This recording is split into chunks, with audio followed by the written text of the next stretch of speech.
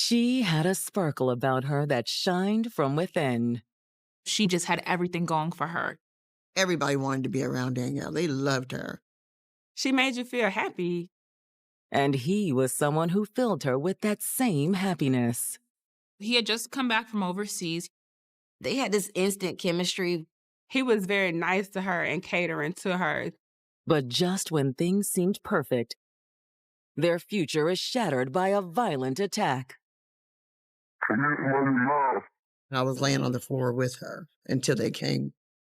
I don't think I've ever been that devastated. As investigators begin examining the fragments of the night's events, they'll shine a light on the splintered details of a love gone wrong. They knew something was off. They had a love triangle on their hands. Man, I'm trying to figure out what the hell going on, bro. But when the case threatens to implode, you realize that he has lied to them. I looked at him, and I said, I said, I look like a demon. police fear it will be impossible to discern the truth from the lies. He's going to try to kill one of them, or they're going to kill him. He told detectives, what I have to say, you're not going to believe. I was like, oh, hell no. Ain't nobody gonna believe that I wasn't the one to pull the trigger. You shouldn't be killing people just because your feelings are hurt. That's weak.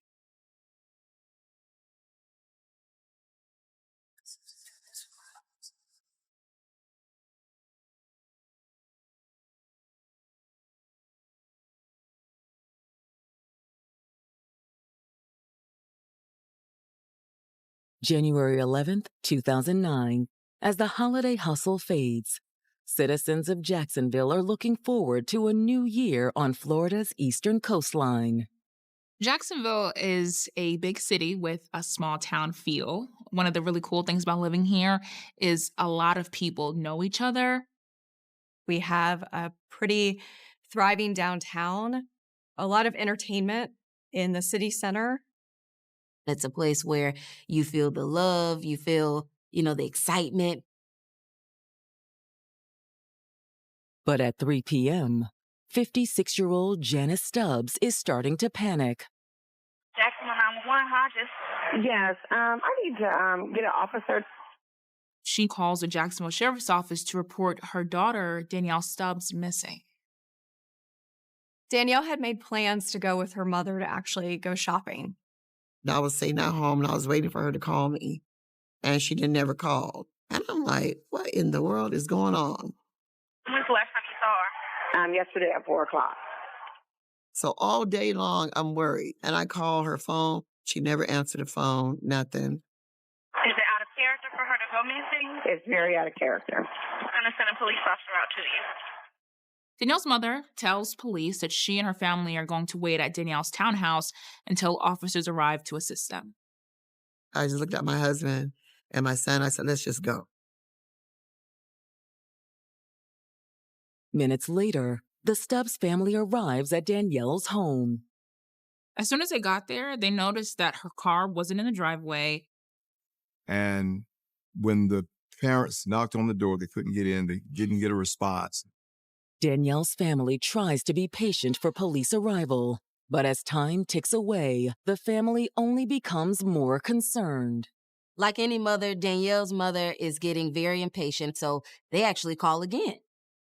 Jacksonville 911. Yes, they haven't came out yet. I'm really nervous. The officer has been assigned, but they're on another call right now. I really need to get this in motion. Okay, ma'am. The officer will be there.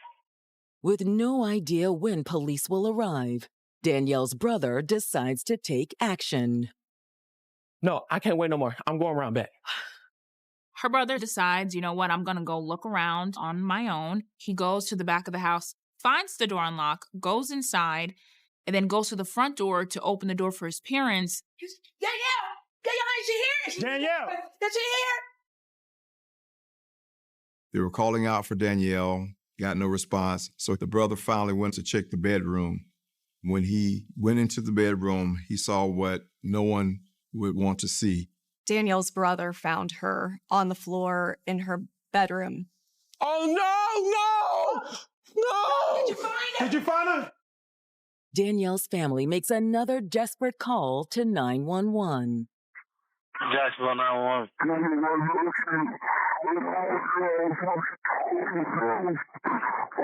Sir, what happened? Danielle's brother can barely communicate.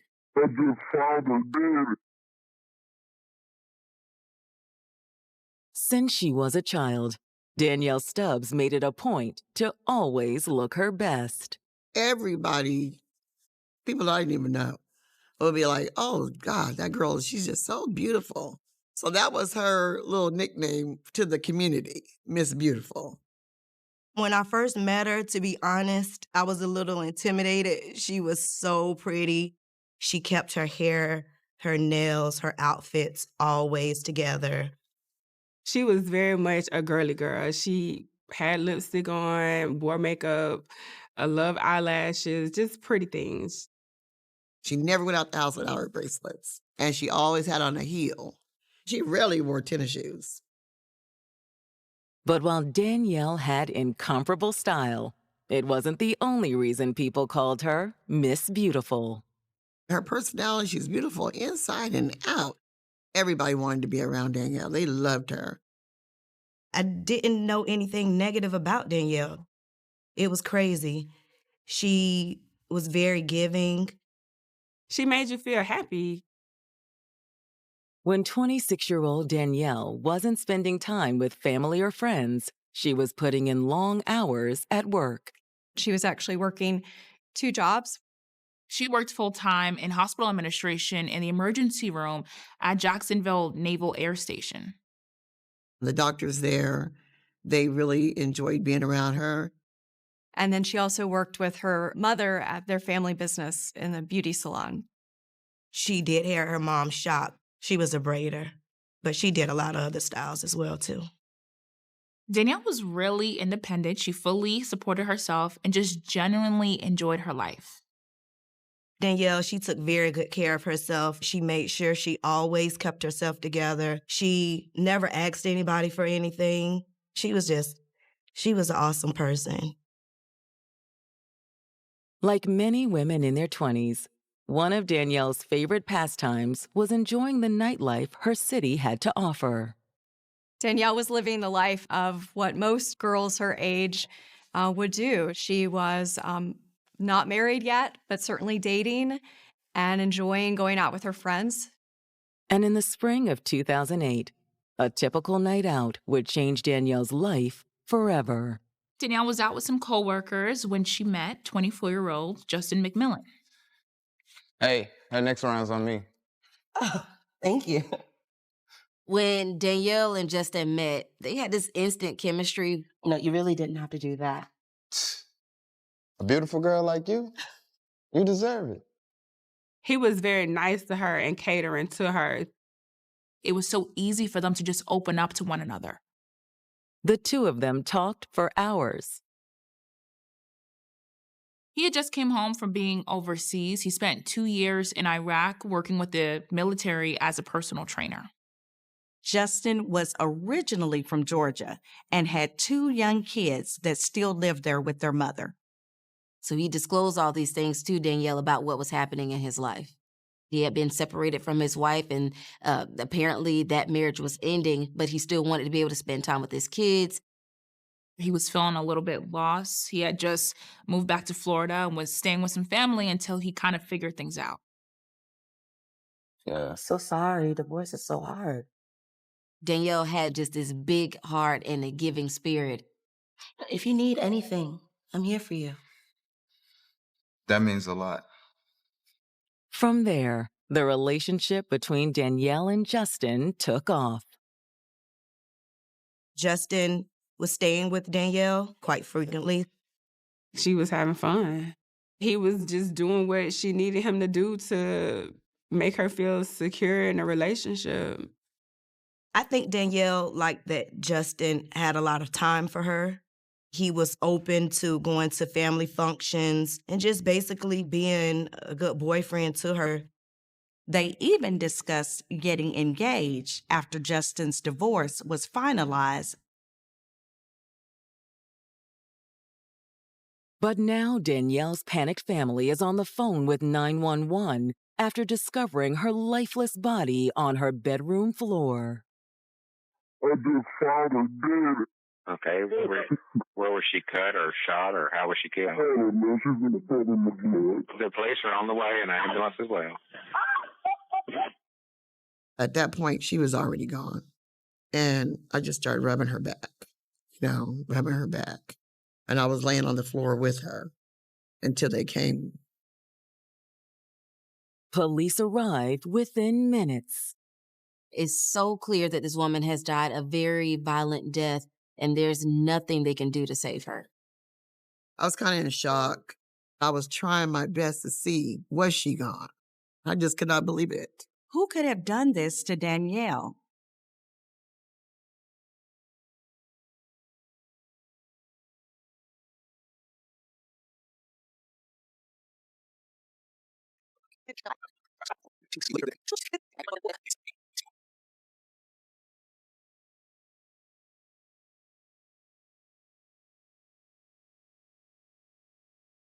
In the winter of 2009, 26-year-old Danielle Stubbs seemed like she had it all.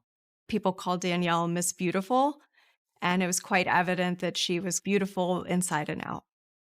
And with her handsome boyfriend, Justin McMillan, by her side, the sky was the limit for the couple. These two really hit it off. Everything just was working. It was like a match made in heaven. But just hours after reporting her missing, Danielle's family has made a heart-wrenching discovery. Danielle lifeless on the floor of her bedroom. For us, we were in shock. My baby was gone. She was gone. The shock waves from Danielle's death echo throughout the community. I don't think I've ever been that devastated. I hadn't really experienced that kind of hurt. It was just very devastating. It was more hurtful for me to just see her family just torn apart like that, to be honest. It was just hard. Homicide detectives are determined to get to the bottom of this tragedy. Their objective at that point was to process how it happened. They've noticed multiple gunshot wounds, one in the arm and one in the head. Police found 2 spent .45 caliber shell casings around Danielle's body and collected it as evidence.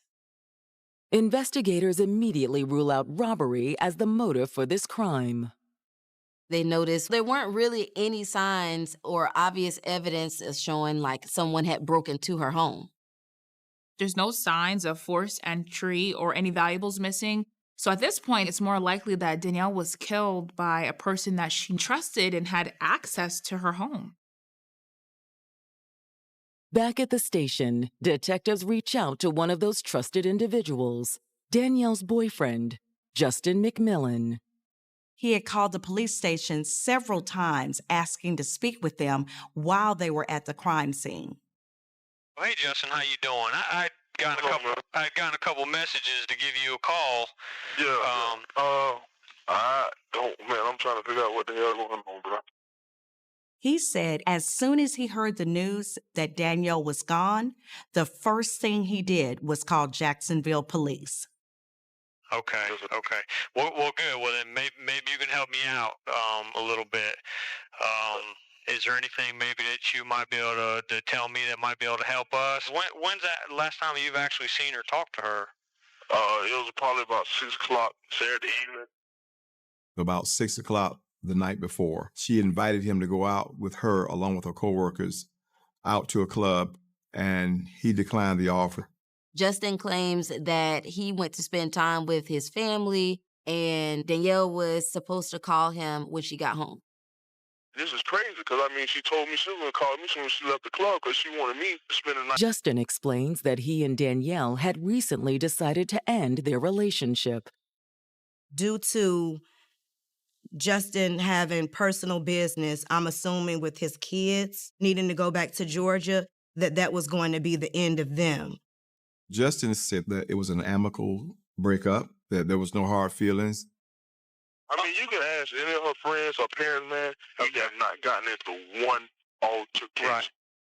But Justin says he never heard from Danielle that night. Justin tells detectives that he was supposed to hear from Danielle before the club closed, but when he didn't, he decided, okay, well, I might as well hit the road and head to Georgia. So what time do you think he was out of Jacksonville? It was maybe 2. He says he's been in Georgia ever since, but got worried when he hadn't heard from her. So is there anything that you know, maybe someone that's been upset with her, or people she's been hanging out with, or anything? All right, it was this guy. He mentioned a gentleman by the name of Drew Elder, her co-worker. Drew was one of the co-workers Danielle had been out clubbing with on the night of January the 10th. Justin didn't really have a good feeling about Drew. Justin said he was very disrespectful to him. In fact, Justin tells detectives he and Drew had a tense run-in just a couple weeks earlier. About, I'm going to say 2.5 weeks ago. I was driving her car because she took my car and went to the beauty salon. And I was at the gas station. Went to go get me something to drink and a pack of Black & Mild. It was then that Justin ran into Drew. He was like, hey, that's Danielle car? And I was like, yeah. He was like, damn, she doing it like that? I was like, what you mean, man? Well, I mean, what's up? Justin was always concerned about Drew with Danielle because he felt that he was too flirty, or he felt that he had a crush on Danielle. I said, man, what you talking about, man? So he got in the car with his little homeboy and they left or whatever. Justin said Drew was definitely bad news. But is he capable of murder? It sounded like detectives had a love triangle on their hands.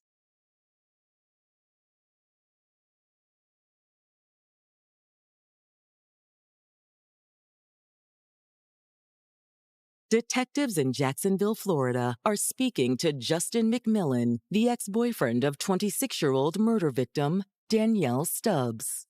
So is there anything that you know, maybe someone that's been upset with her, or people she's been hanging out with, or anything? Justin said on the night that Danielle went missing, she had been out with some coworkers, including a coworker by the name of Drew Elder.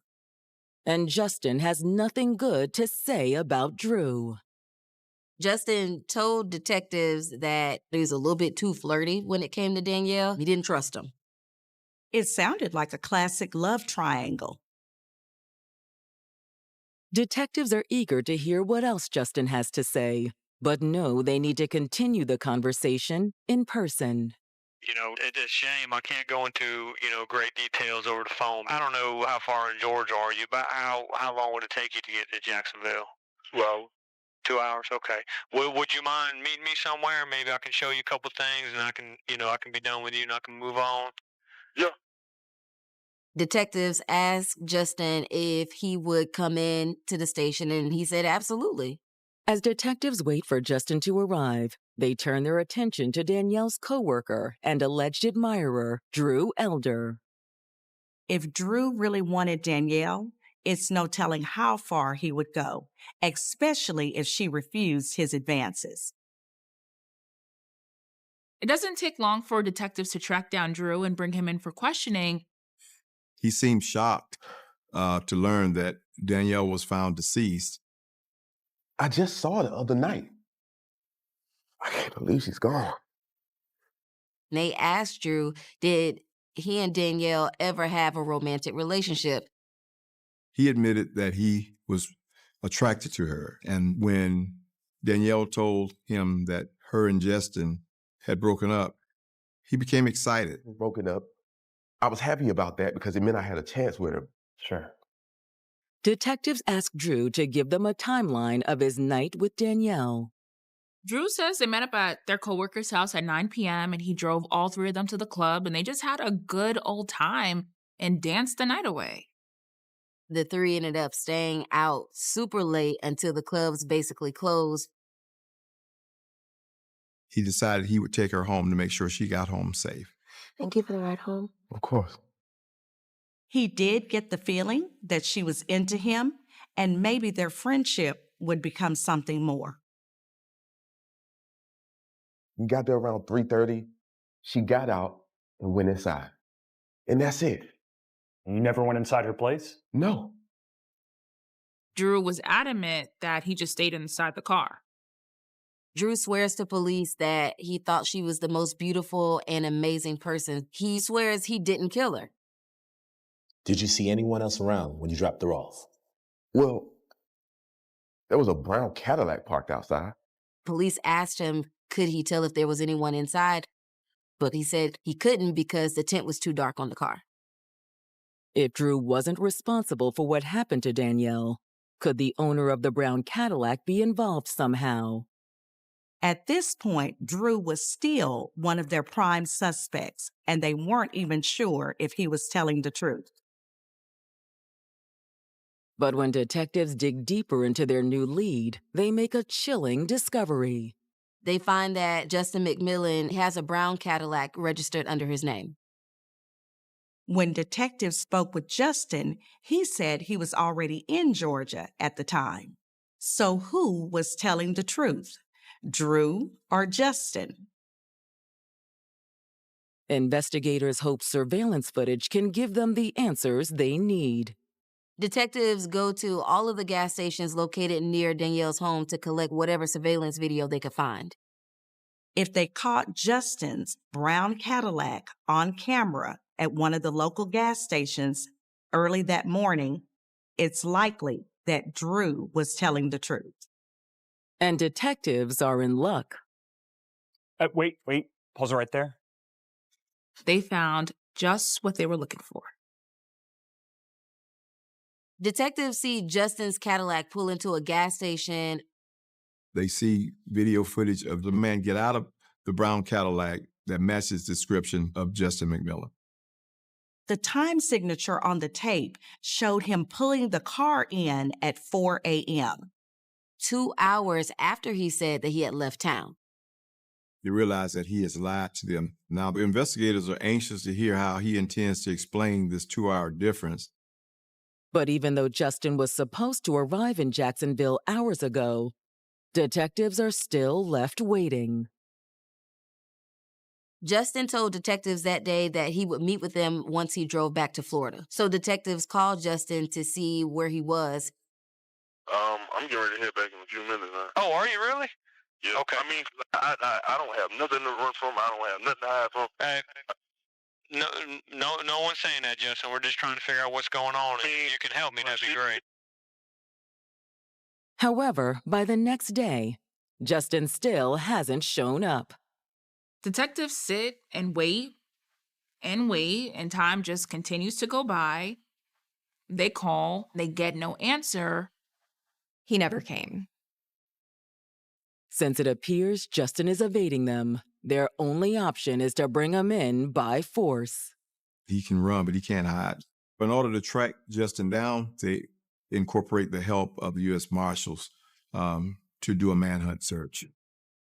Once U.S. Marshals are on the case, they quickly zero in on their target. On the afternoon of January 14th, 2009, the police locate Justin at a house in Jacksonville. They did surveillance and found that he was leaving the home, driving the brown Cadillac. Marshals pulled behind him and turned their emergency lights on in an effort to pull him over. He pulled over, seeming to comply, but opened his door and launched off in a full run. The marshals engage in a foot chase, yelling at him, telling him to stop. Justin refuses to give up. But the situation takes a violent spin as Justin resists arrest. Justin turned to the police officer and shot in the direction of the patrol car. The U.S. Marshals returned fire. He figured he would go down in a blaze.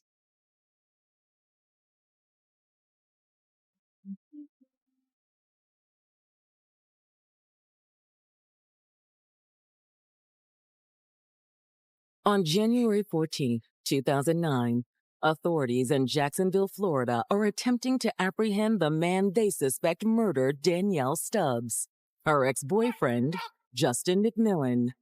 But the Air Force veteran isn't going down without a fight.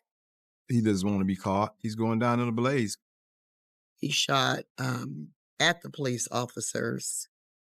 Fortunately, none of the marshals were hit by Justin's gun. However, Justin had suffered several gunshot wounds. Hey, we're going to need medical out here ASAP. Justin was hit 6 times, and that's when he was apprehended. Although Jacksonville detectives are relieved to finally have Justin in custody, his injuries will definitely complicate their investigative process. Justin is rushed to the hospital in critical condition. Detectives don't know whether or not he'll survive this incident. If Justin dies, then the truth behind Danielle's murder could be a mystery forever. Doctors do everything they can to keep Justin alive. He underwent several surgeries. He was also put into a medically induced coma. Meanwhile, investigators compare the bullets collected from the shootout to the ones found in Danielle's bedroom. The casings that were found in Danielle Stubbs' apartment came from a .45 caliber handgun, the same type of gun that was collected at the shootout with the U.S. Marshals. With all of this evidence pointing towards Justin, what detectives want now is a confession. And 2 weeks later, they'll get their chance when Justin awakens from his coma. On January 29th, detectives from the Jacksonville Sheriff's Office met Justin in his hospital room. Justin. Hey man, how you feeling? Doing better? Okay. When we talked on the phone, you remember talking to me? Yeah. I want to go back over a little bit of that with you. But when prodded by detectives, Justin stands by his original story and claims the last time he spoke to Danielle was around 10 p.m. on the 10th. Were you mad that she was gone? No. He said he hung out with his family in Jacksonville that night, waiting for Danielle to call after she left the club, but she never did. I stayed there until about 2. Went to the gas station. Some gas in my car. I went to her. However, the surveillance video shows otherwise, that he was still in town at 4 a.m. Detectives let Justin know that they know he's lying about getting on the road at 2 a.m. You know that little gas station right around the corner from her house? You're on video in there. You went inside. Your car's actually out the parking lot. But this is at 4 o'clock in the morning. Realizing he's caught in a lie, Justin admits he was outside Danielle's home when Drew Elder dropped her off at 3:30 a.m. He said he still loved her and wanted to say goodbye before he left to go back to Georgia. You wasn't mad? There's nothing wrong with being angry. That's just it's a human emotion. No. Okay, what happens from there? Inside. Actually, they said have fun. He said she seemed to be very happy to see him. They went upstairs. Did you already have the gun in the house at that time? Who's upstairs with me? I'm gonna miss you when I have to move back to Georgia. I'm not ready to say goodbye. I know. Justin said he laid down to go to sleep with Danielle, and the next thing he knew, he blacked out. Remember this. So I thought everything was really black, everything quiet. And Justin says when he came to, he was horrified by what he saw. She run over.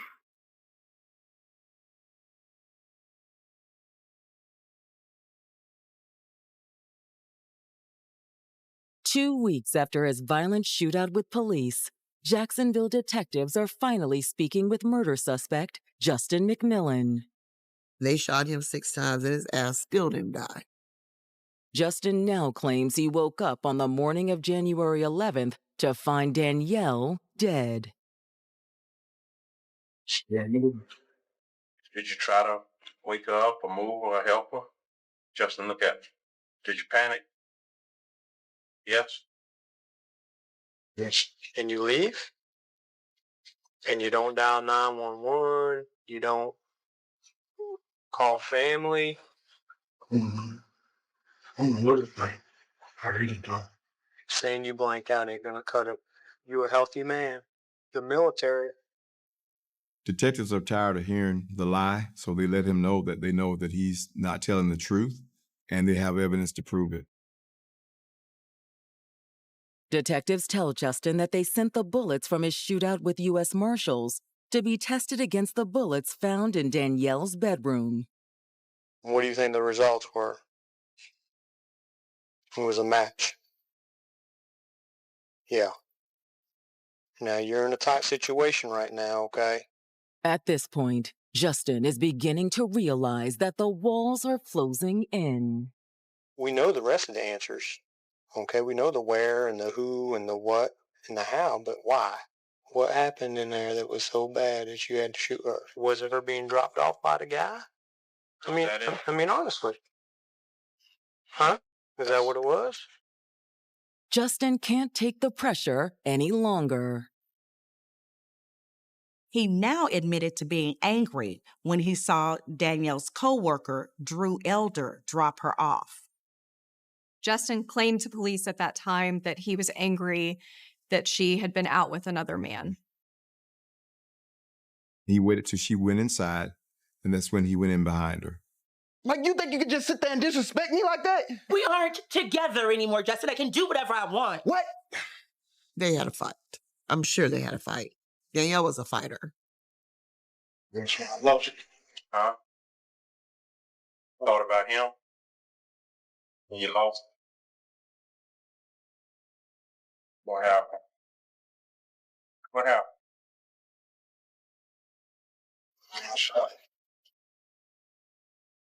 He was like, ain't nobody gonna have you if I can't have you. That's how he thought in his head. And then what? Shot her again? That's when Justin admits he fired the fatal shot into her head. She was shot twice, so he meant to kill her. He literally meant to kill her. Once Danielle was dead, he just walked out. He went to a nearby gas station to fill up his car and then left for Georgia. I wish no one was in the house. I deserve to be punished. Yeah, probably so. The detectives tell him that he's going to be charged with the murder of Danielle Stubbs, as well as attempted murder of U.S. Marshals. Word of Justin's arrest spreads like wildfire. Once he went to jail, they caught him and everything. We saw it on the news, and people were calling. I mean, it was a big time. It was a big thing in Jacksonville. It was a sigh of relief, but at the same time, I knew it wasn't going to bring my friend back. With Justin McMillan's confession now on record, investigators are hoping for an easy conviction. But as the trial looms closer, they get an unexpected call from the Duval County Jail. While awaiting trial, Justin asked to speak with members of the Jacksonville Sheriff's Office. Detectives sit down with Justin again, this time in an interrogation room. I ain't seen you since you was at the hospital. You looking a lot better, like I said, man. You putting on some weight. Look like you're healing up, okay? Yeah. He told detectives, what I have to say, you're not going to believe. It's pertaining to that night. Okay. I didn't pull the trigger. He changed his story entirely.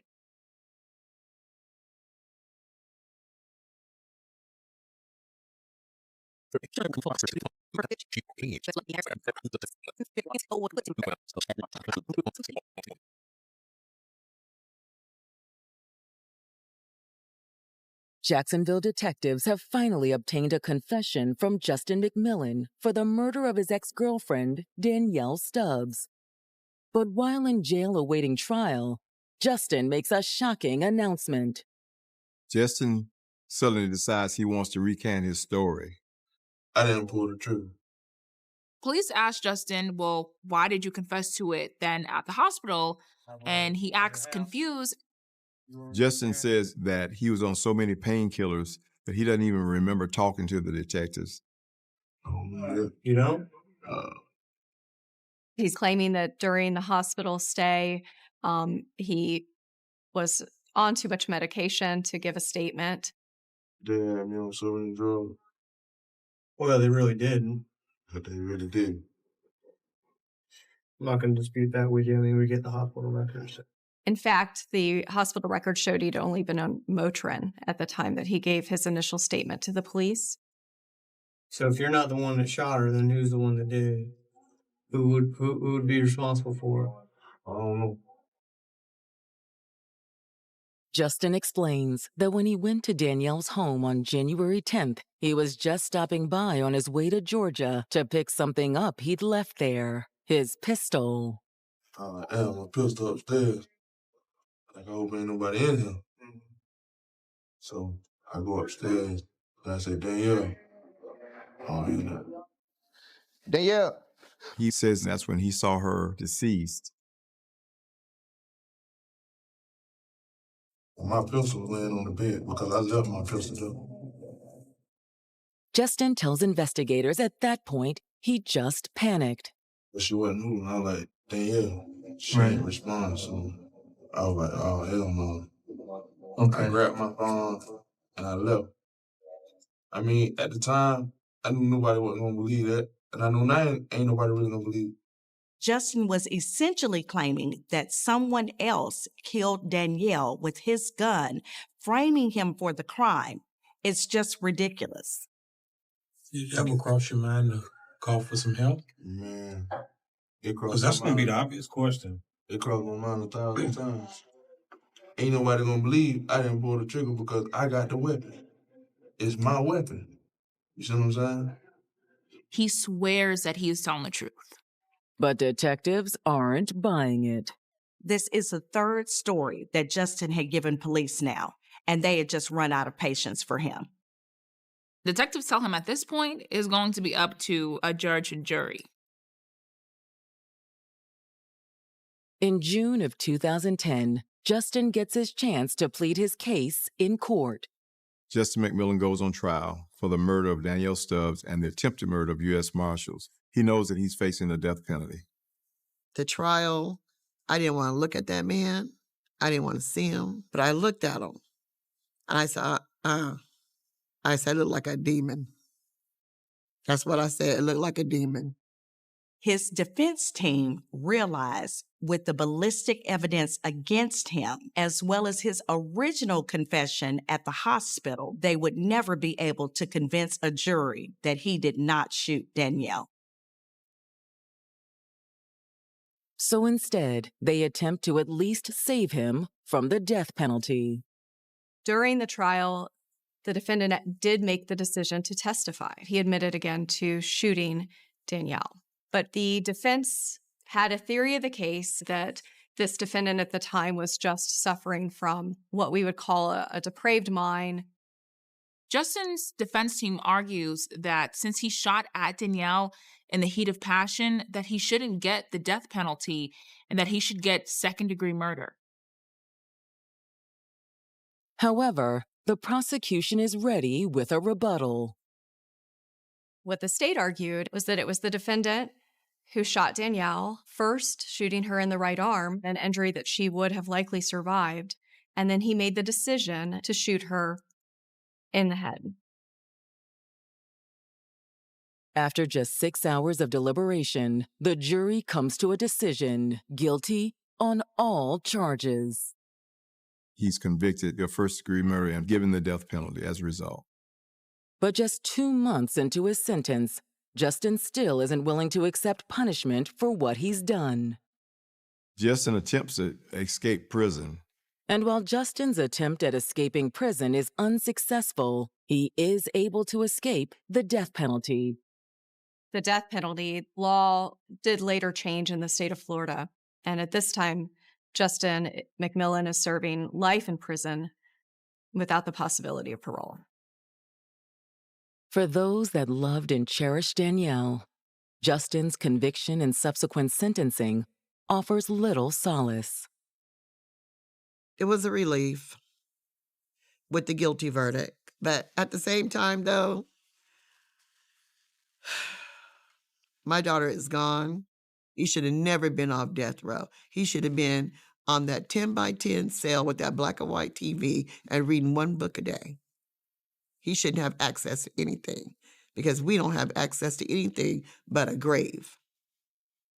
She was taken from us, and for what, because he was upset. You shouldn't be killing people just because your feelings are hurt. Like, that's weak. He stripped her from her story. She's not going to get married.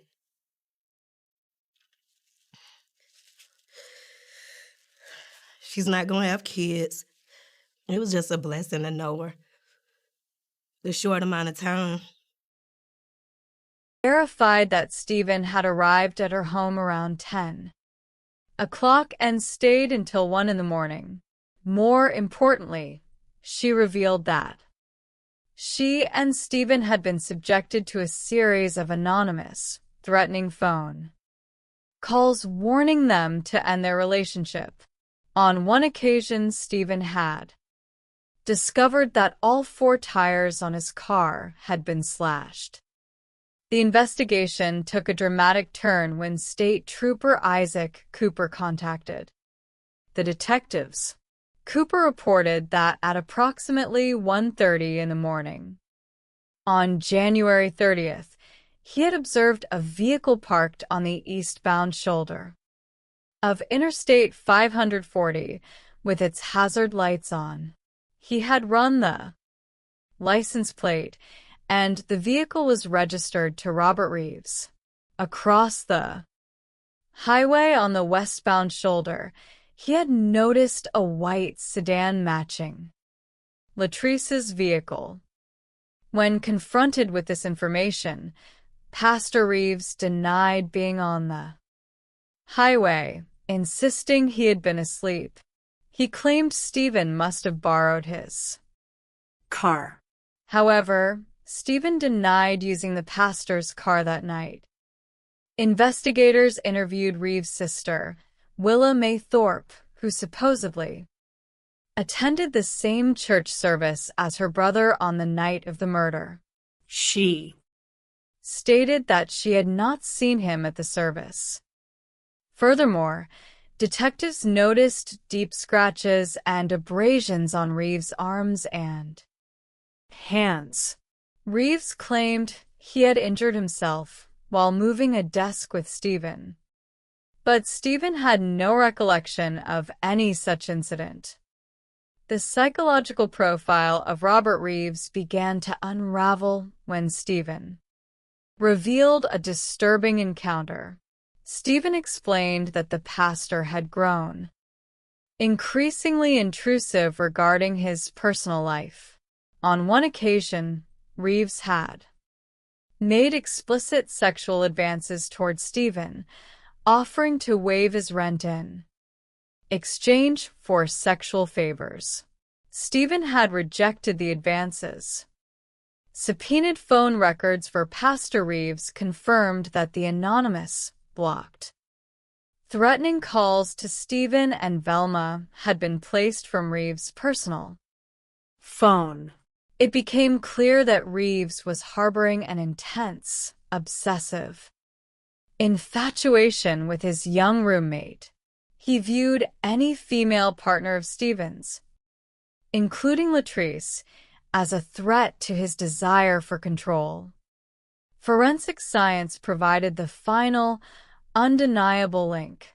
The state crime lab processed the DNA from Latrice's abandoned car. A DNA profile recovered from the interior of the vehicle belonged to Robert Reeves. The prosecution's theory was clear. On the night of January 29th, Robert Reeves, consumed by jealousy and obsession, followed Latrice as she left his home. He pursued her onto Interstate 540, signaled her to pull over, and launched a savage attack, utilizing his knowledge of Stephen's movements to attempt to frame the young athlete. During the trial, which began on September 29th, 2009, the defense argued that Stephen Randolph had the stronger motive due to the pregnancy scare.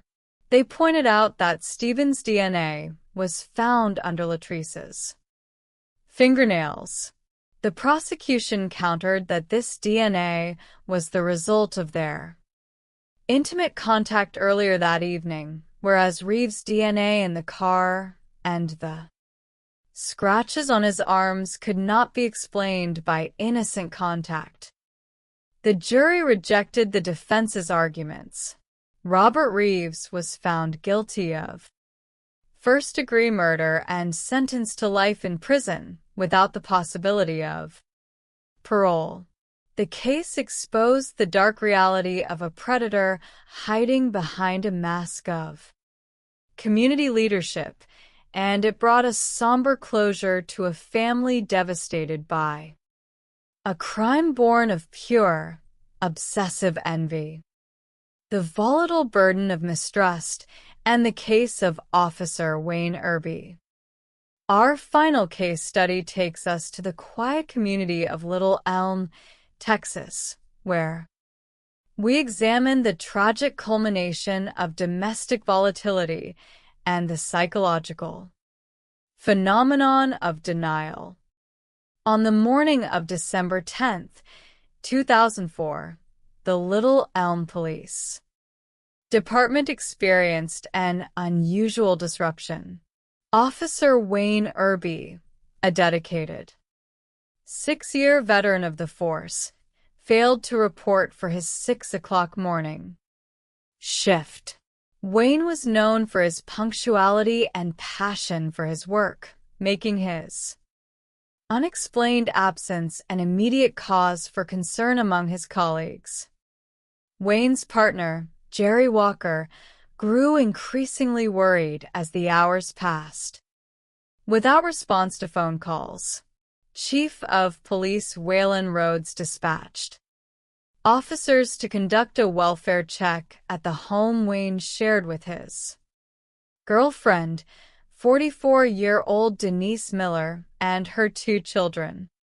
Upon arrival, officers found the house locked and empty, with no vehicles in the driveway.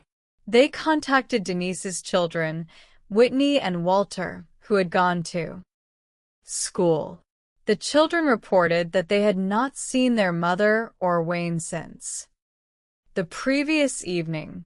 Whitney mentioned receiving a brief, unusual phone call from her mother around midnight, telling her she was running errands and expressing her love, which felt out of character.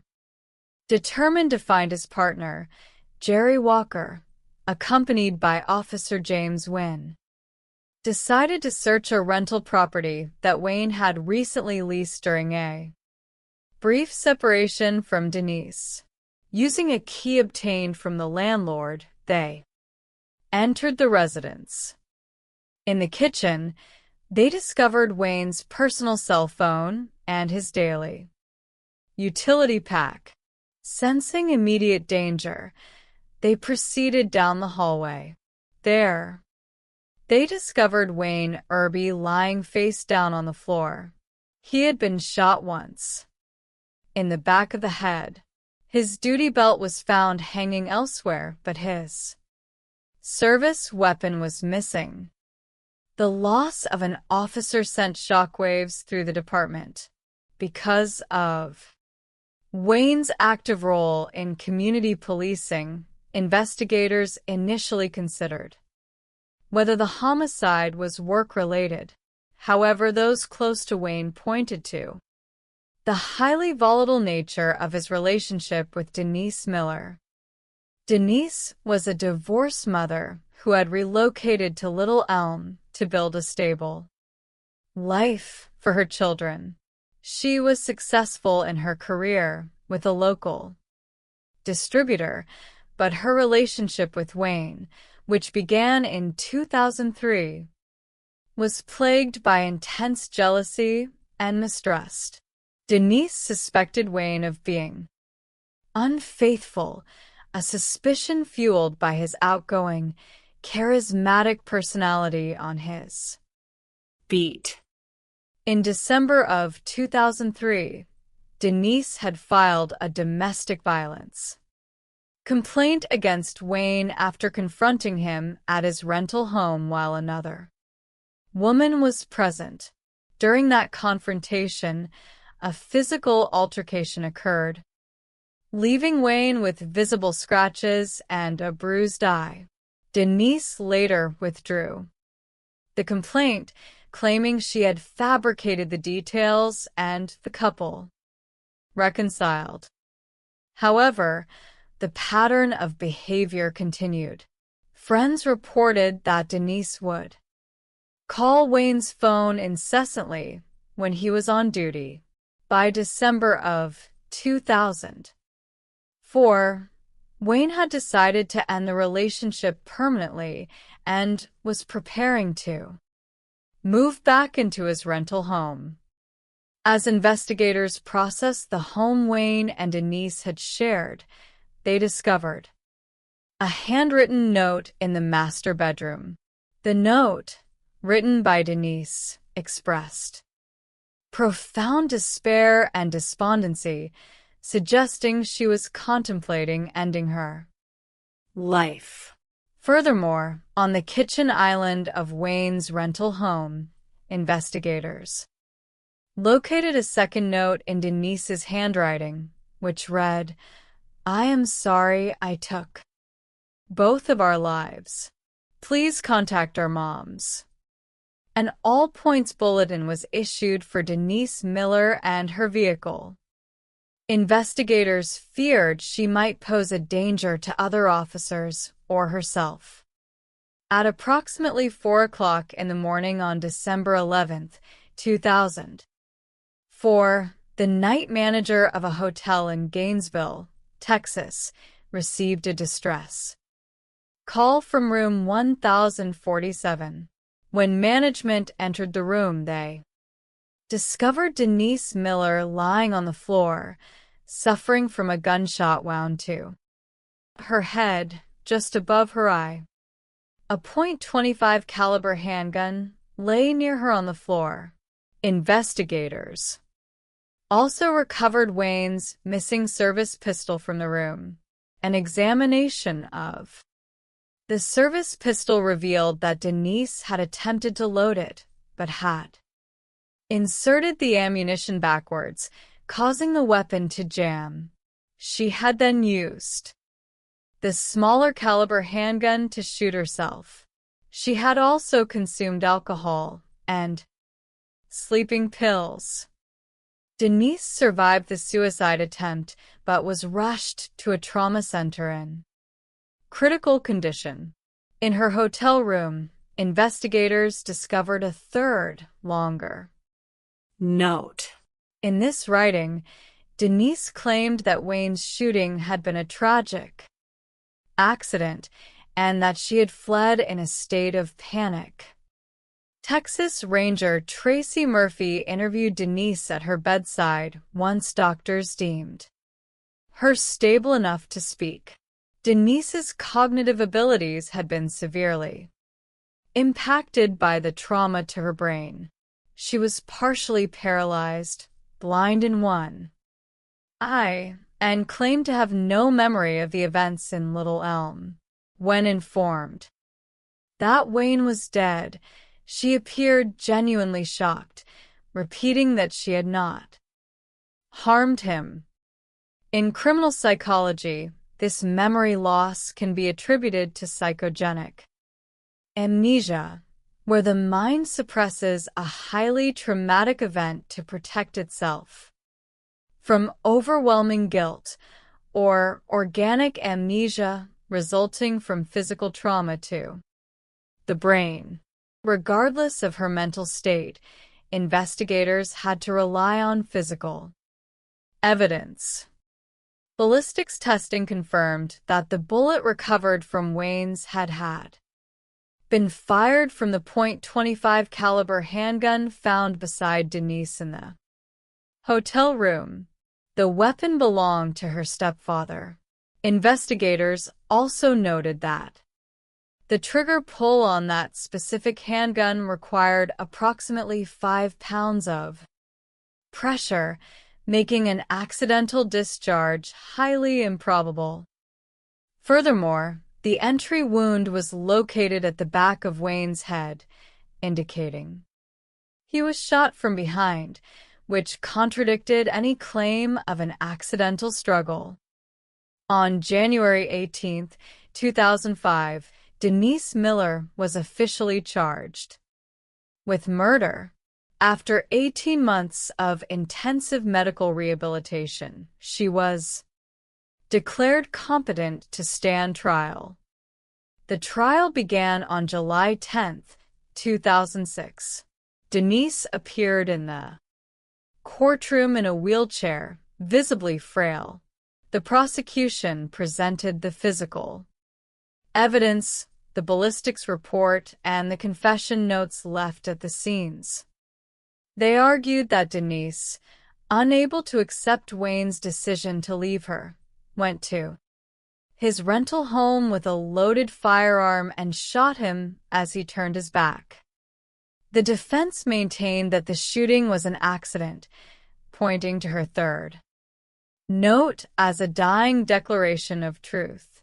However, the prosecution emphasized that her subsequent actions, failing to call for emergency medical assistance and fleeing the scene, were indicative of intent and guilt. The jury found Denise Miller guilty of murder. On July 12, 2006, she was sentenced to 62 years in prison. The verdict brought a solemn end to a tragic cycle of domestic escalation, serving as a reminder of the devastating consequences of unresolved possessiveness. Reflections on justice and community awareness.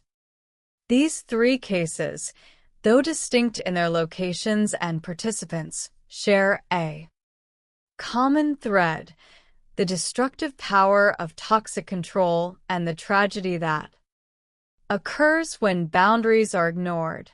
Tanisha Stewart, Latrice Curtis, and Wayne Irby were individuals with vibrant lives, families, and futures.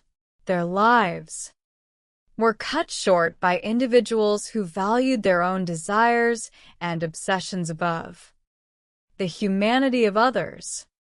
For communities, these cases highlight the critical importance of recognizing the early warning signs of relationship violence and obsessive behavior. Excessive monitoring, jealousy, physical intimidation, and threats are not indicators of love. They are the precursors to control and, in the worst cases, violence. Through the meticulous efforts of law enforcement officers, forensic scientists, and community members, the truth in each of these cases was brought to light. Justice was served, not through vengeance, but through a commitment to truth, scientific precision, and the rule of law. By remembering these stories, we honor the victims and reinforce our collective commitment to building a safer, more empathetic society where such tragedies can be prevented. The human heart is capable of reaching the highest peaks of selflessness, yet, when untethered from reason and consumed by the dark currents of obsession, it can descend into the deepest valleys of tragedy. In the study of criminal psychology, we often observe that the most horrific acts do not originate from external forces or anonymous strangers, but from within the very sanctuaries where individuals seek warmth, validation, and love, relationships that begin with the promise of a lifetime of shared joy can, under the influence of insecurity, jealousy, and possessive control, transform into arenas of destruction. To understand these transformations is not to excuse them, but to equip ourselves with the knowledge necessary to recognize the early warning signs of relational dysfunction before they escalate into violence. By examining the intricate psychological pathways of those who choose to destroy what they claim to cherish, we honor the memory of the victims and shine a light on the tireless, methodical efforts of the investigators who bring truth to the surface.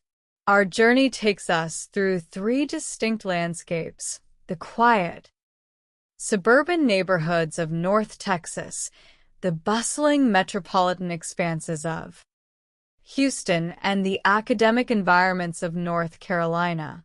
In each case, we will observe how dedicated public servants and community members worked in unison to dismantle webs of deception and restore the scales of justice.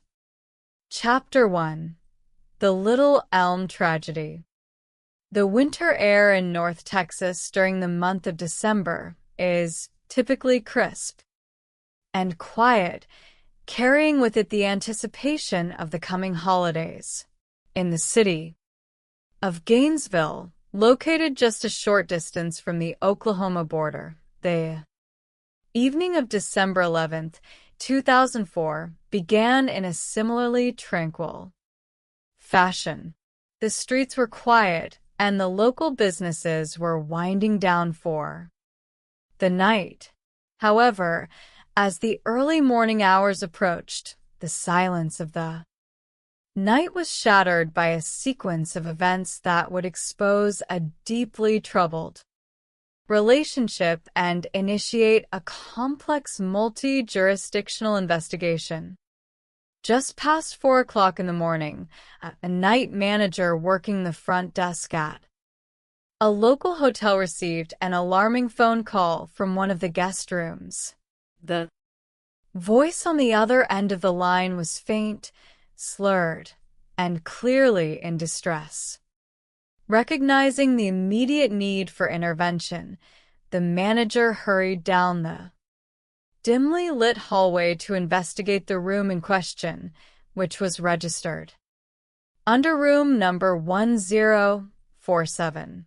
Upon reaching the door, the manager knocked firmly, calling out to the occupant. He received no coherent response, only muffled sounds of distress. Attempting to open the door with his master key, the manager found his progress blocked by the deadbolt, which had been securely engaged from the inside. Understanding that time was of the essence, the manager contacted the hotel maintenance worker and instructed him to break down the door. With a heavy shoulder and a firm push, the door gave way, allowing the 2 men to step inside the darkened room. The sight that greeted them was deeply unsettling. The room was in a state of complete disarray, with personal belongings, bedding, and empty containers scattered across the floor. Lying in a crumpled, almost fetal position on the carpet was a lone female guest. She was bleeding profusely from a severe head injury, and her speech was entirely incoherent. Beside the injured woman lay a small, silver .25 caliber handgun. The night manager immediately retreated to the phone and dialed the emergency services number 911, requesting urgent medical and police assistance. Within minutes, the quiet hotel hallway was filled with the flashing red and blue lights of emergency vehicles. Police officers from the Gainesville Police Department were the first to arrive on the scene. They found a chaotic and highly sensitive situation. Their primary objective was to preserve the life of the injured woman who was slipping in and out of consciousness. Emergency medical technicians arrived shortly thereafter, assessing the wound. The bullet had entered the woman's head just above her eye, a devastating injury that made her survival highly uncertain. As the medical team stabilized her and rushed her to a nearby trauma center, investigators at the hotel began the painstaking process of documenting the scene. They noted the presence of alcohol, containers, over-the-counter sleeping pills, and personal items scattered throughout the room. The immediate question facing the investigators was whether they were looking at an attempted suicide or a violent assault where the perpetrator had fled the scene. The locked deadbolt suggested the former, yet the disarray of the room left open the possibility of a struggle.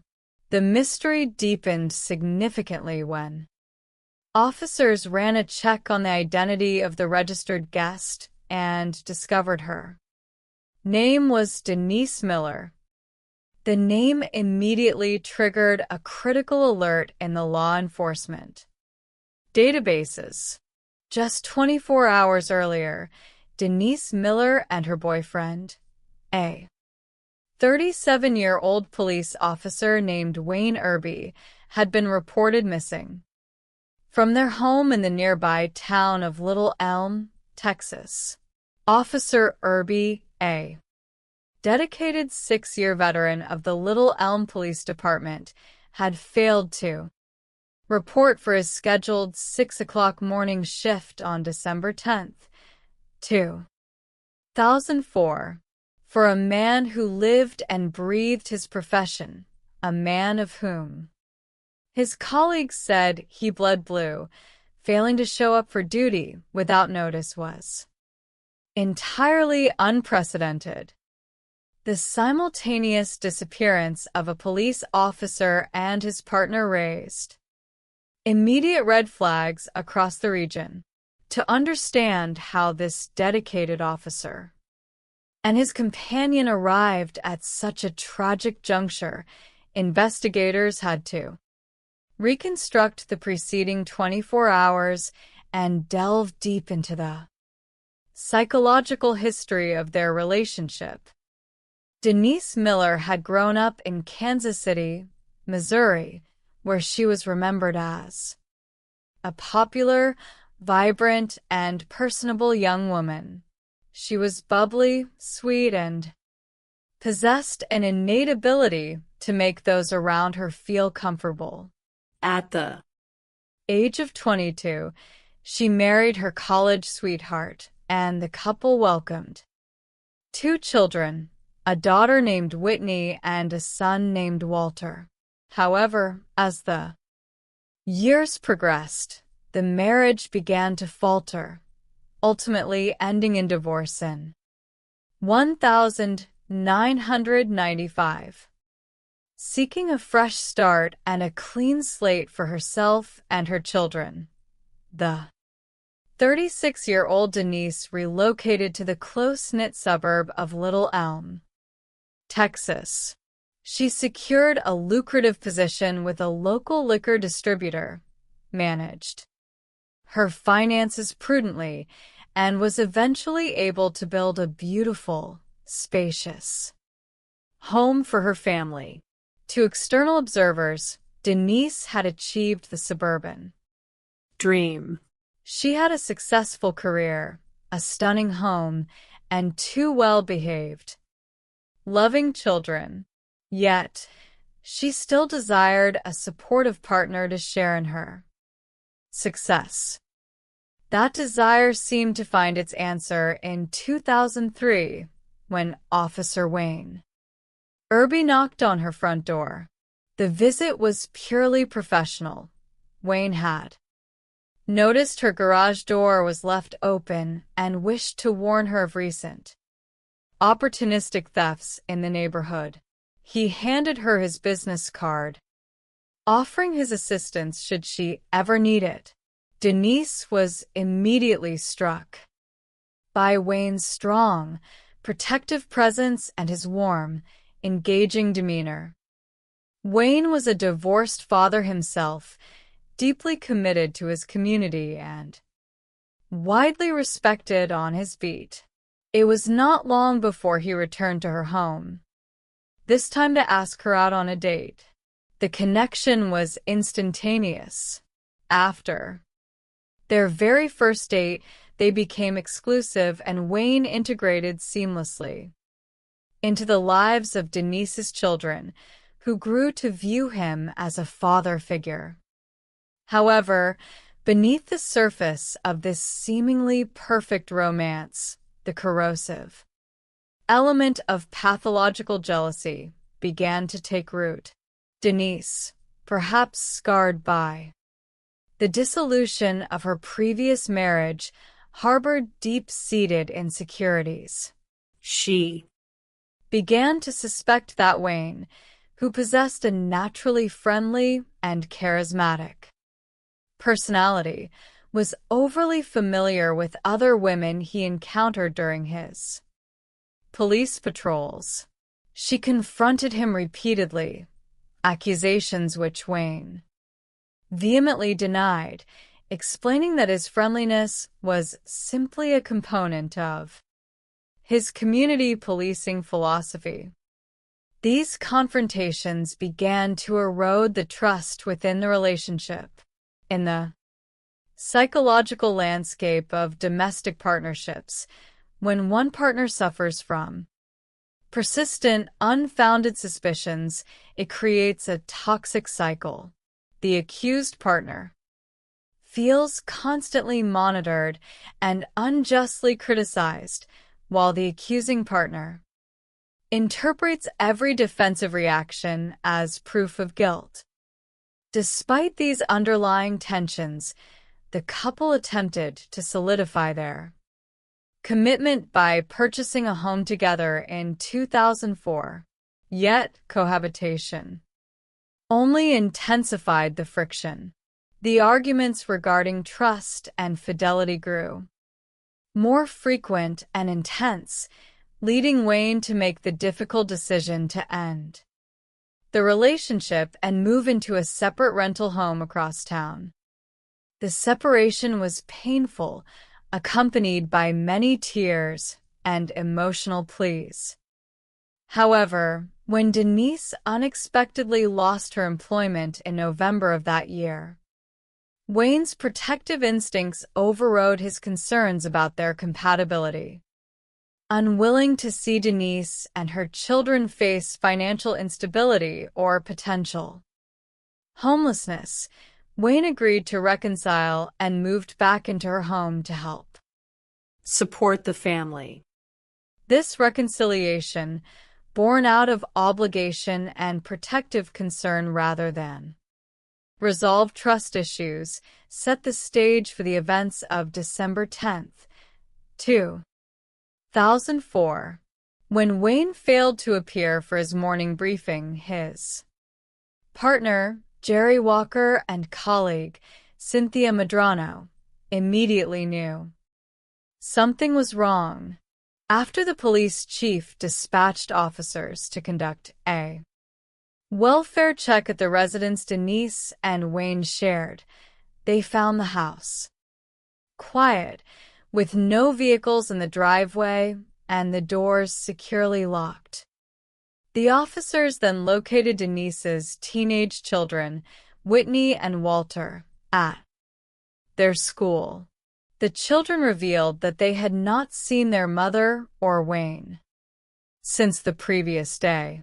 More disturbingly, Whitney recounted a phone call she had received from her mother around midnight. Denise had claimed she was running errands, told her children she loved them, and instructed them on how to prepare themselves for school the following morning. The tone of the call was highly uncharacteristic, carrying an undercurrent of finality that alarmed the young girl.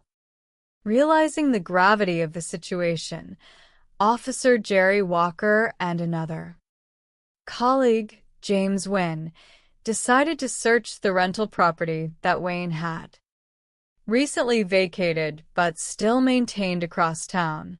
Utilizing a key obtained from the landlord, the officers entered the quiet house, calling out Wayne's name.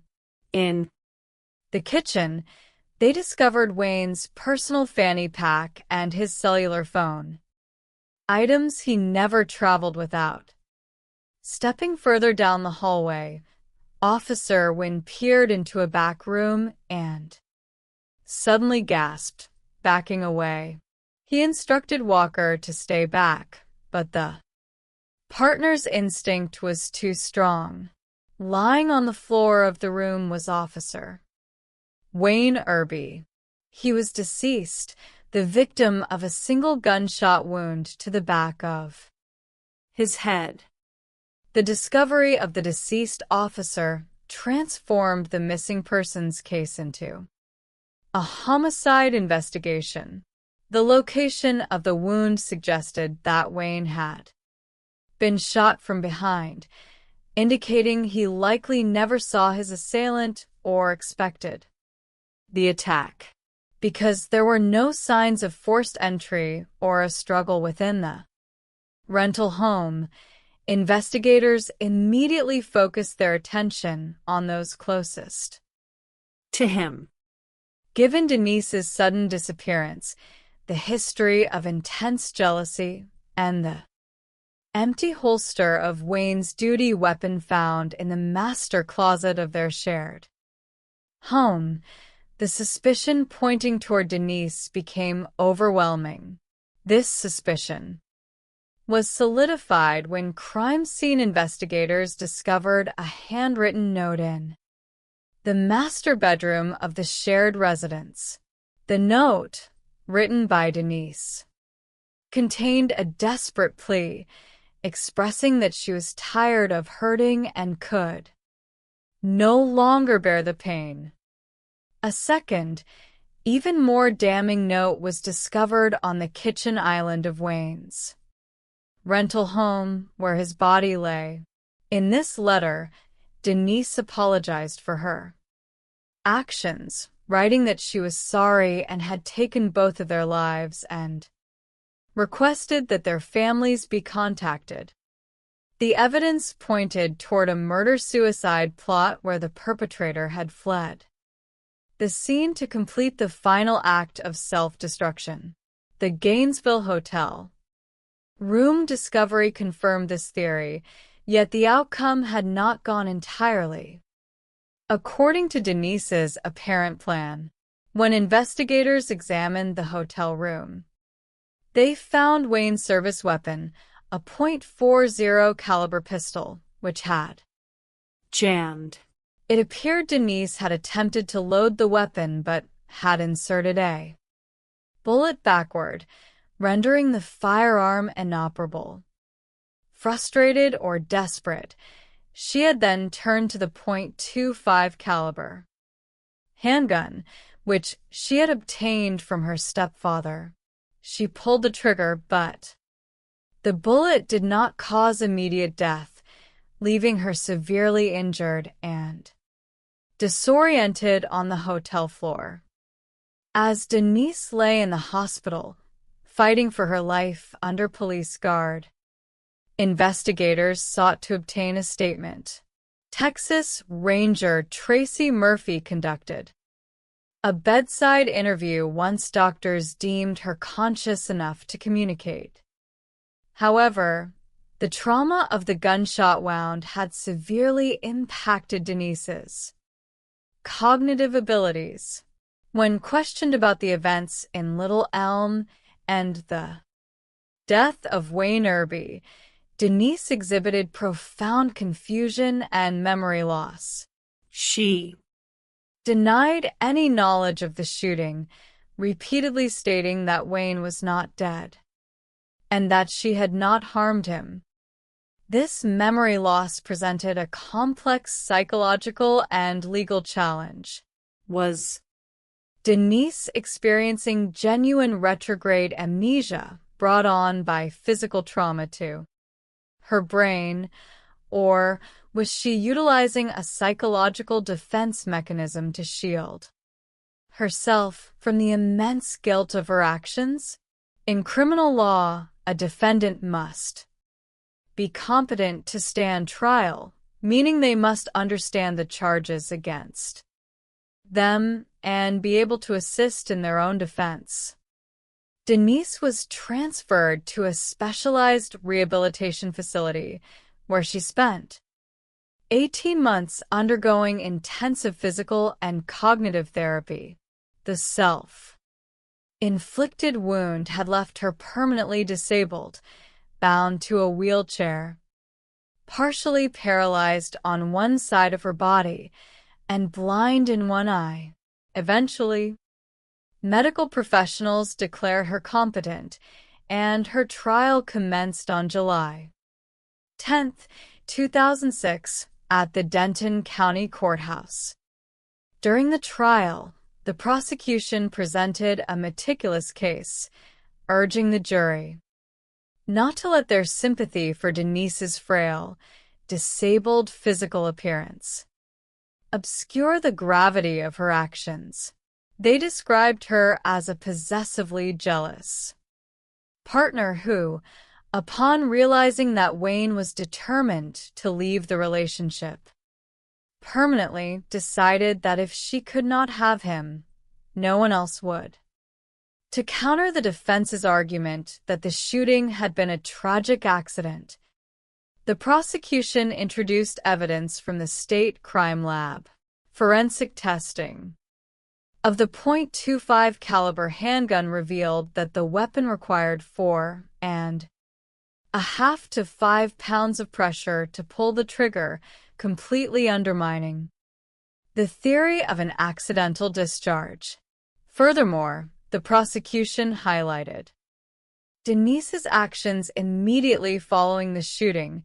Rather than calling for medical assistance for Wayne, she had penned a confession note, taken his service weapon, and fled the scene. The jury deliberated for less than 1 hour before returning a verdict of guilty of first-degree murder. At the sentencing phase, the jury took into account Denise's severe physical limitations and spared her the maximum penalty of death, instead sentencing her to 62 years in prison. It was a tragic conclusion to a relationship that had begun with such bright promise. The case serves as a somber reminder of the destructive nature of obsessive control and the profound tragedy that occurs when love is replaced by a desperate, violent need for possession. The family of Wayne Irby was left to mourn a dedicated public servant, while Denise's children were left to grapple with the reality that their mother had destroyed the very family they had sought to build. Chapter 2: The Snuff Star of Houston. The city of Houston, Texas, is a sprawling metropolis defined by its diversity, industrial strength, and vibrant communities. Within its tough inner city neighborhoods, families often work tirelessly to provide their children with opportunities for a better life. For the family of Tanisha Stewart, a 19-year-old young woman, those hopes were centered on her exceptional academic talents and her bright, ambitious spirit. Tanisha was one of 6 children raised in a challenging environment, having lost her father at an early age. Despite these hardships, she refused to let her circumstances define her potential. She was an outstanding student, dedicated to her books and possessed an infectious smile that endeared her to teachers, friends, and peers alike. Tanisha's academic dedication culminated in a major milestone when she earned a full scholarship to Texas Agricultural and Mechanical University, a prestigious institution located approximately 2 hours north of Houston. For her family, particularly her sister Gayla Taylor, Tanisha was a shining star destined to accomplish great things. However, her promising journey was tragically interrupted during her spring break in March of 2007. What began as a celebratory trip home to visit family and friends quickly descended into a harrowing mystery that would test the resolve of the Houston community and the expertise of local homicide investigators. The narrative of Tanisha's disappearance began on Sunday, March 18th, 2007. Her sister, Gayla, returned home from church services to find a series of frantic phone calls from their mother. Tanisha had failed to show up for a highly anticipated concert featuring the artist Beyoncé, an event she had planned to attend with her close friends. For Tanisha, who was exceptionally reliable and maintained constant contact with her family, missing such an event without communication was deeply alarming. As 36 hours passed with no word from her, the family's concern turned to terror. They contacted the local sheriff's department to file a missing persons report, prompting investigators to begin tracing her final known movements. The investigation quickly centered on Tanisha's complex personal relationships. In May of 2005, while working at a local pizza restaurant, a 17-year-old Tanisha had met a coworker named Timothy Shepard. Timothy, who was 25 years old at the time, was persistent in his pursuit of her. Despite the 8-year age gap, Tanisha eventually agreed to go out with him, and the relationship quickly deepened into a serious romance. Timothy made a concerted effort to ingratiate himself with Tanisha's family, helping with household chores, fixing electronic devices, and presenting himself as a supportive, reliable partner. The family welcomed him, viewing him as a positive influence in her life. However, the dynamic of the relationship underwent a dramatic shift when Tanisha relocated to the university campus in the fall of 2006. As Tanisha embraced her independence, met new friends, and excelled in her studies, Timothy began to exhibit signs of extreme possessiveness and control. The physical distance between Houston and the university campus exacerbated his insecurities. He would call her incessantly, and on several occasions he drove the 2 hours to the campus, wandering the grounds in an attempt to monitor her activities when she did not answer his phone calls. During her freshman year, Timothy briefly ended the relationship to pursue an old acquaintance, a decision that left Tanisha devastated. However, he quickly regretted the choice, traveled to the university to apologize, and persuaded her to resume their courtship. Yet Tanisha had evolved. She was no longer the impressionable teenager he had met at the restaurant. She was becoming an independent adult, a transition that Timothy found deeply threatening. When Tanisha returned to Houston for her spring break in March of 2007, she sought to balance her time between Timothy and her childhood friends. On the evening of Wednesday, March 14th, she hung out with a college friend named Mark Marks. Mark and Tanisha had recently begun a casual relationship at school, a development that Tanisha had been honest about with her close friends. Around 3 o'clock in the morning on Thursday, March 15th, Timothy picked Tanisha up from a friend's apartment to bring her back to his residence. During the drive, Tanisha received a phone call from Mark. The early morning communication ignited Timothy's jealousy, leading to a heated confrontation upon their arrival at his apartment. When investigators first questioned Timothy Shepard regarding Tanisha's disappearance, he appeared cooperative. He admitted that they had argued about the phone call from Mark, but claimed that they had agreed to discuss the matter after sleeping. According to Timothy, when they woke up later that morning, he attempted to resume the conversation, but Tanisha refused, stating she was tired of his control and wished to enjoy her spring break.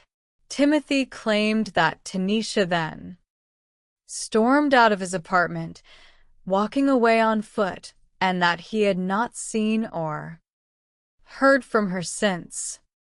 Because Timothy's account was consistent, and he voluntarily granted permission for investigators to search his apartment, police initially had no legal grounds to detain him. The initial search of his apartment revealed no obvious signs of foul play.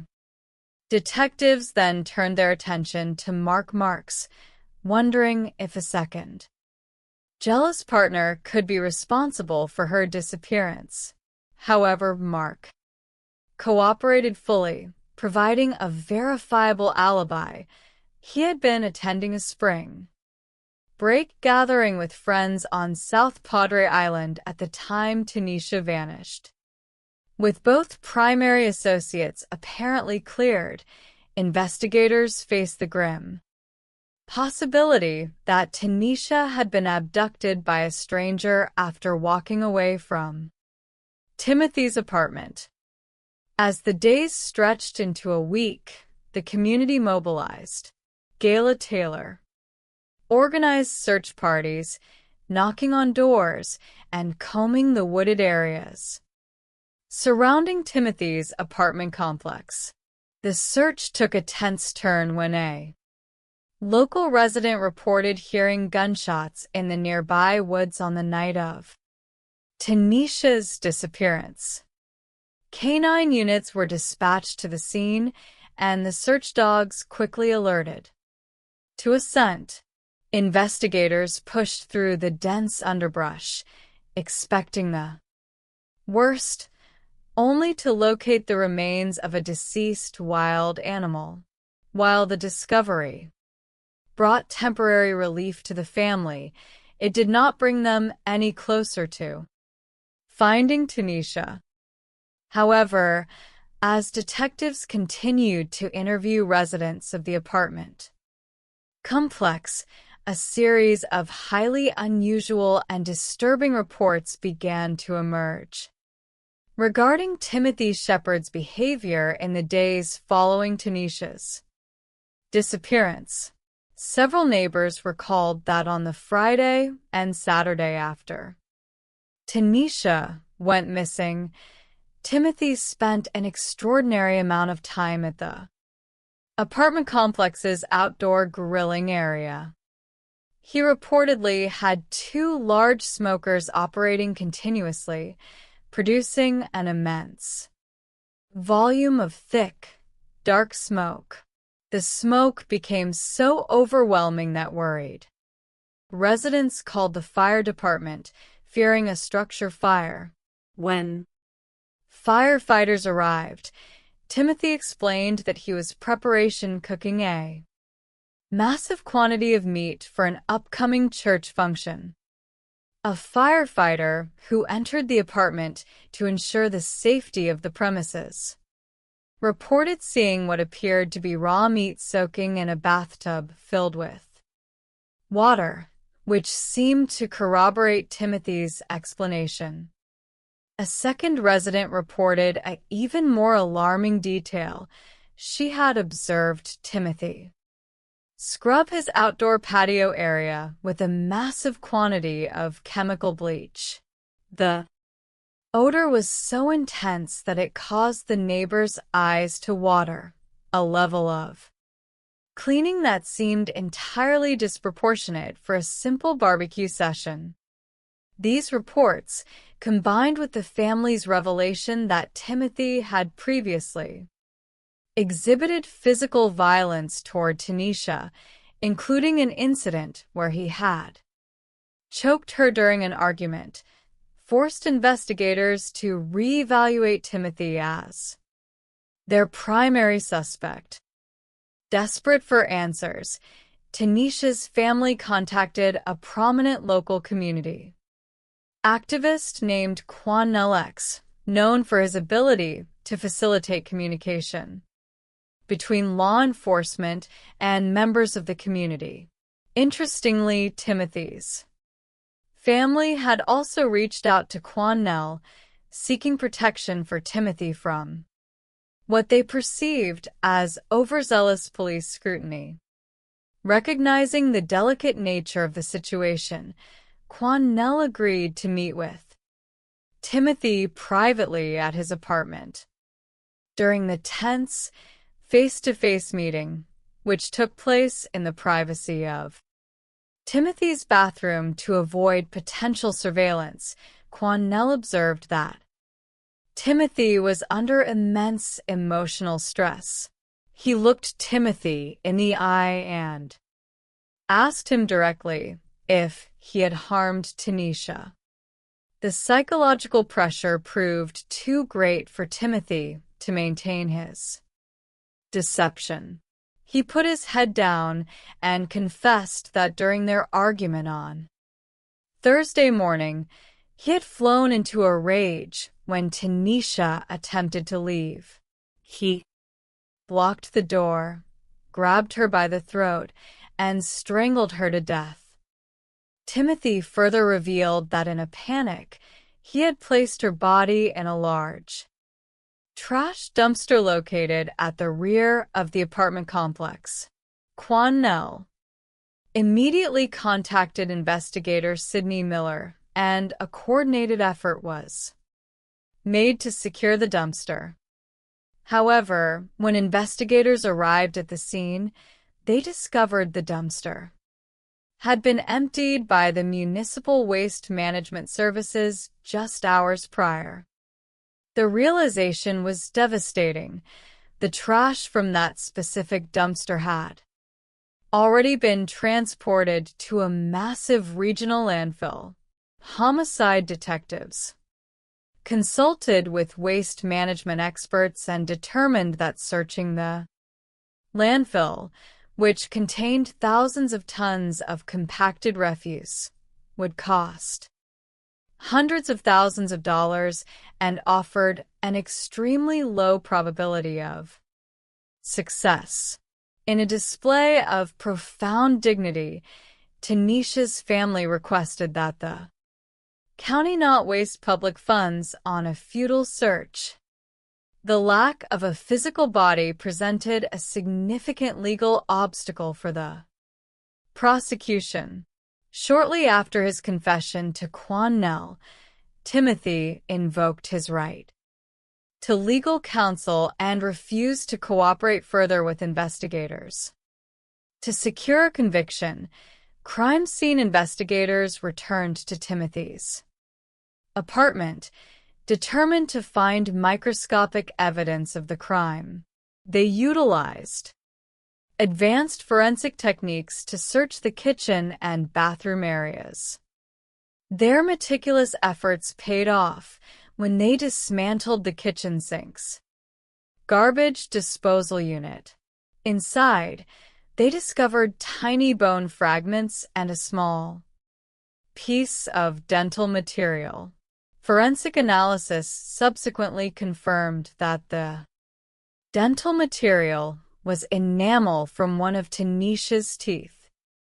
Furthermore, investigators discovered charred bone fragments in the soil surrounding the outdoor grill area. While these fragments were too severely damaged by heat to yield viable deoxyribonucleic acid profiles, the discovery, combined with the neighbors' reports of continuous smoking and the raw meat in the bathtub, suggested a horrific reality. Timothy had not merely placed Tanisha in a dumpster, he had attempted to incinerate her remains to destroy the physical evidence of his crime. On September 29, 2008, the trial of Timothy Shepard commenced. The prosecution presented the circumstantial evidence, the forensic tooth enamel, the neighbor's testimony regarding the abnormal grilling, and the testimony of Quanell X, who recounted Timothy's detailed confession.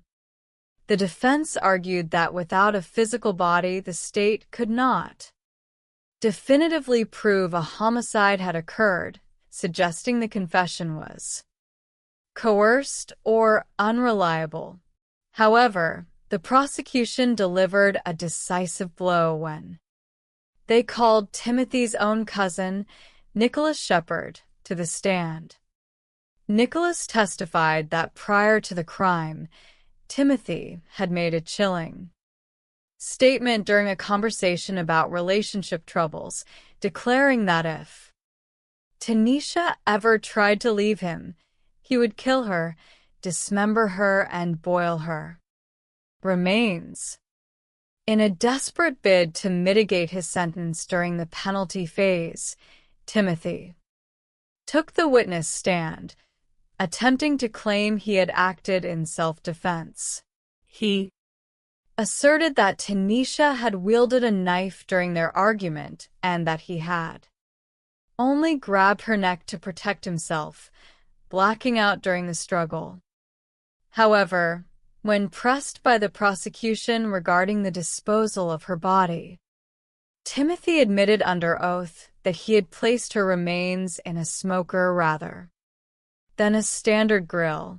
This admission of calculated, disrespectful desecration of a human being destroyed any lingering sympathy the jury might have felt. The jury returned a verdict of guilty of first-degree murder and sentenced Timothy Shepard to 99 years in prison, the maximum sentence permitted under the law. For Tanisha's family, the trial brought a painful closure.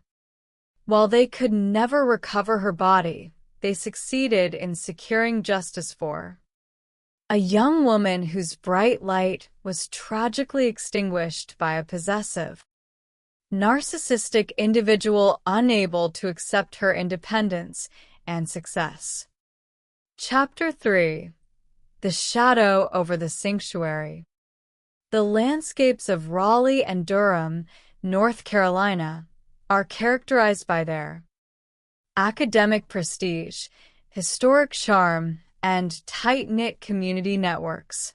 In this environment, the institutions of higher learning and local religious organizations often serve as pillars of support and moral guidance.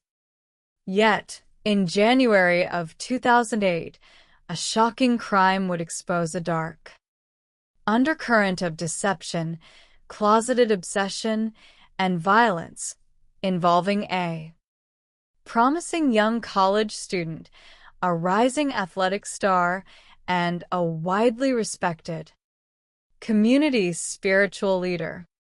The investigation began on the cold morning of Wednesday, January 30th, 2008, at approximately 7:30 in the morning. Morning commuters. Traveling along Interstate 540, a busy freeway loop bypass north of Raleigh, noticed a disturbing sight in the grassy median off the shoulder of the road.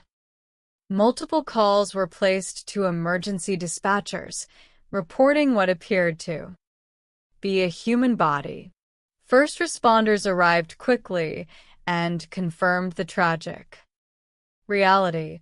A young woman was lying deceased in the grass. The initial assessment suggested the possibility of a hit-and-run pedestrian accident. However, when major crimes investigators examined the body, they immediately ruled out a traffic accident. The victim had been subjected to a savage, highly personal assault, sustaining upwards of 40 stab wounds concentrated around her face, neck, and upper torso. Her carotid artery and jugular vein had been severed, and her vocal cords had been cut, a detail that suggested the killer sought to silence her screams. During the attack, the sheer ferocity of the wounds indicated an assailant acting out of extreme, uncontrollable rage. Curiously, her valuable personal items, including her jewelry, remained intact, ruling out robbery as a motive. As investigators processed the scene, they noted that the victim's hands exhibited significant defensive wounds, with several of her fingernails broken and damaged, suggesting she had fought desperately for her life. A short distance down the interstate, a white sedan was discovered parked on the shoulder with its hazard lights flashing. A commuter named Darren Curtis, who was driving to work, slowed down to observe the backup caused by the crime scene. He saw a body covered by a blue tarp and, just a half-mile further, recognized the white sedan as belonging to his wife, 21-year-old Latrice Curtis. Panicked, Darren returned to the scene, where detectives confirmed his worst fears. The deceased young woman was indeed Latrice. Latrice Curtis was a highly popular, academically driven student who had recently transferred to North Carolina Central University in Durham to pursue a degree in business administration. She was the youngest child and the only girl in a protective, loving family, remembered for her bright smile and ambition. Just 9 months prior to her death, she had married Darren Curtis, an accounting student and former National Guard soldier whom she had met during her studies. To all outward appearances, the young couple was building a stable, happy life together. When questioned by detectives, Darren provided a detailed timeline of his movements. He stated that Latrice had called him around 10 o'clock the previous evening, explaining she was running late from her studies and planned to get some food before returning home. Darren had fallen asleep around 11:30 and, upon waking the next morning, to find she had not returned, assumed she had stayed overnight at her family's home. He attempted to call her, but the call went straight to voicemail, prompting him to prepare for work and begin his commute, which took him along Interstate 540. Detectives conducted a physical examination of Darren, finding no scratches, cuts, or bruises that would indicate involvement in a violent struggle. A search of his vehicle and the couple's apartment yielded no forensic evidence, and Darren was ruled out as a suspect. However, the forensic examination of Latrice's body introduced a stunning complication. During the autopsy, medical examiners discovered a condom lodged internally within her body. There were no physical injuries consistent with a sexual assault, suggesting that Latrice had engaged in consensual sexual activity shortly before her death. The discovery of this evidence raised critical questions. Who was the partner?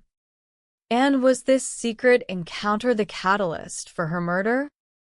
Investigators subpoenaed Latrice's cellular phone records and discovered a high volume of communication exchange between her phone and an unfamiliar number in the hours leading up to her death.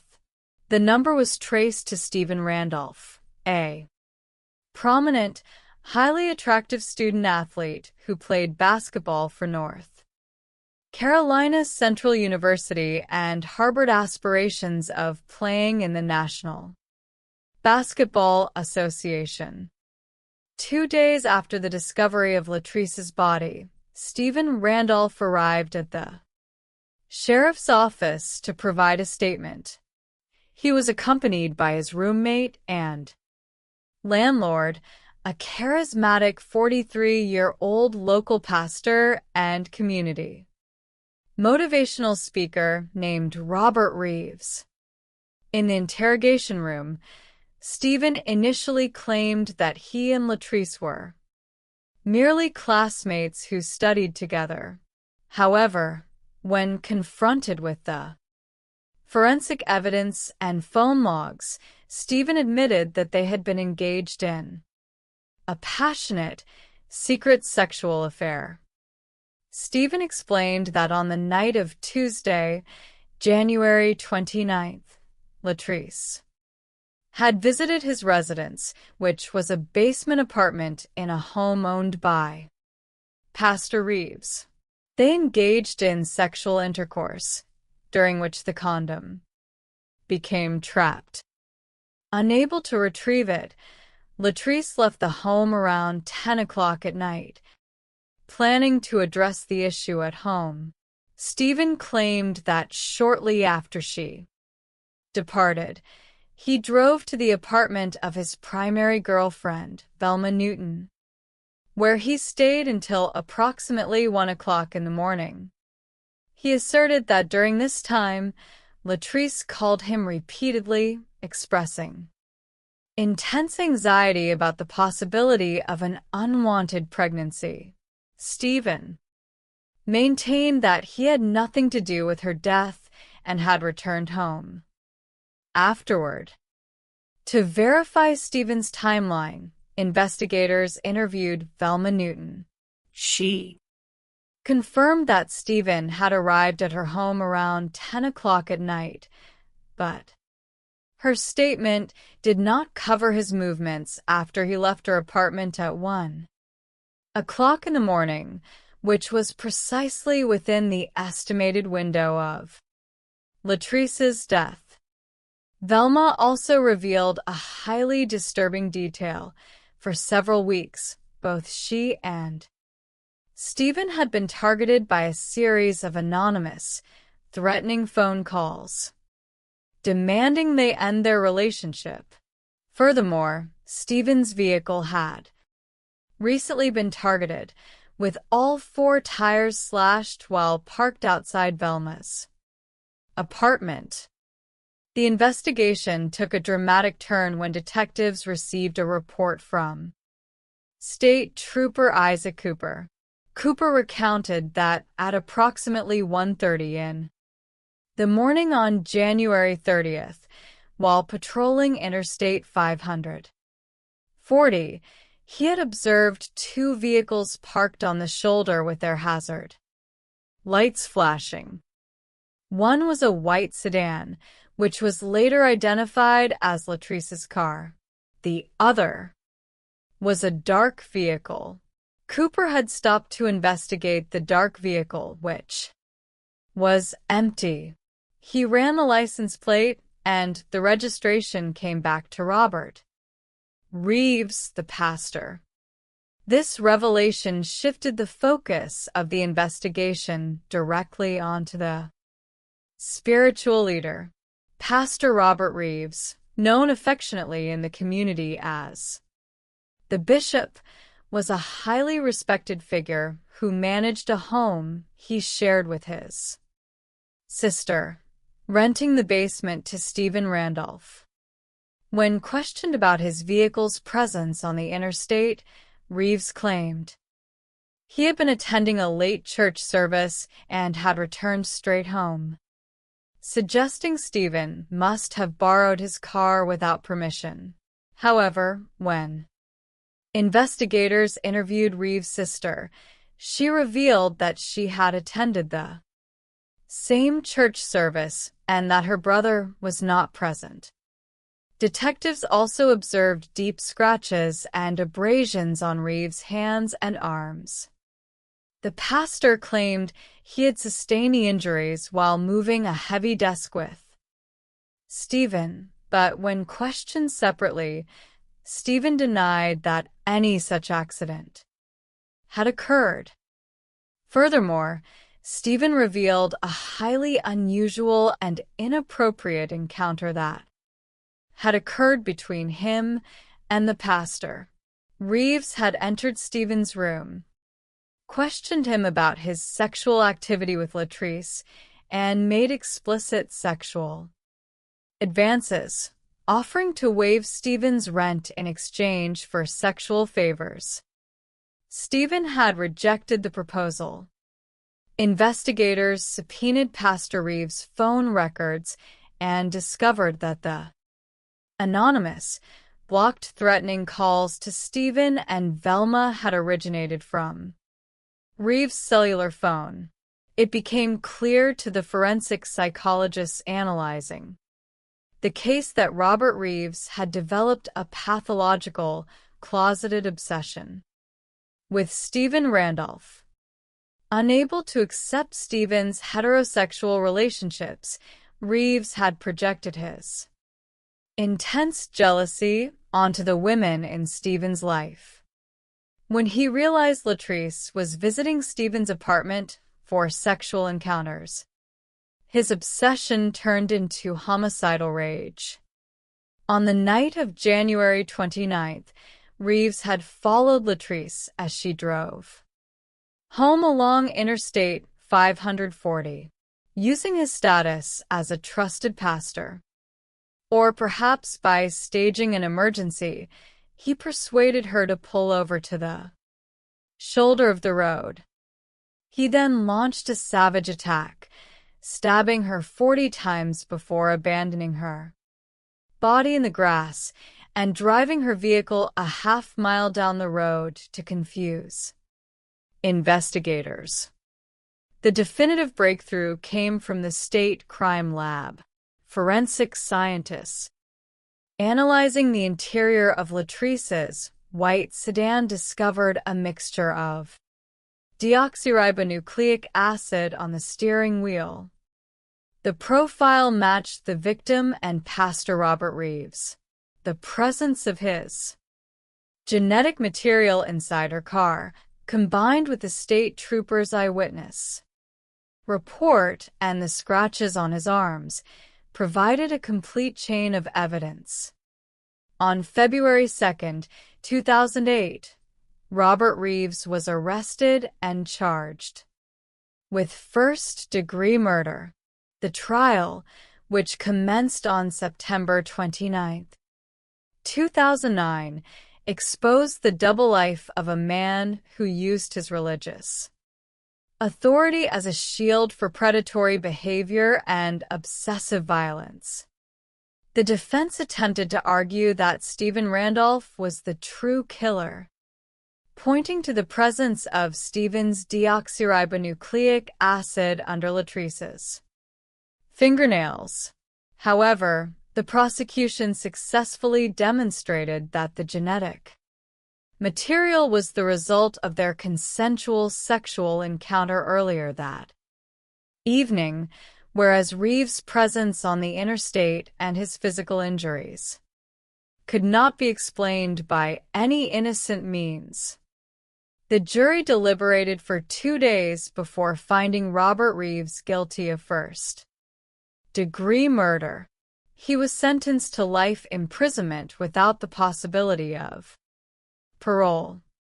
The verdict brought a sense of relief to the community, though the pain of Latrice's tragic loss remained deeply felt by her family and husband. The case highlighted the exceptional dedication of the law enforcement officers who refused to accept initial explanations and methodically pursued the physical and psychological evidence to unmask a dangerous predator living within the community's most sacred spaces. Conclusion: the resolution of these 3 complex investigations underscores the fundamental truth that justice is not achieved through rapid assumptions or sensationalism, but through the patient, disciplined application of forensic science, logical reasoning, and human empathy. In each of these cases, the perpetrators sought to conceal their actions behind webs of deception, biological manipulation, and psychological shielding. Yet, the dedicated efforts of law enforcement officers, forensic scientists, and courageous community members successfully dismantled these barriers, bringing the truth to light. By studying these dark chapters of human behavior, we do not merely seek entertainment, but valuable insights into the dynamics of healthy relationships and the importance of community vigilance. Relational safety relies on mutual respect, open communication, and the recognition of personal boundaries. When these principles are replaced by possessive control, obsessive jealousy, or manipulative secrecy, the consequences can be devastating.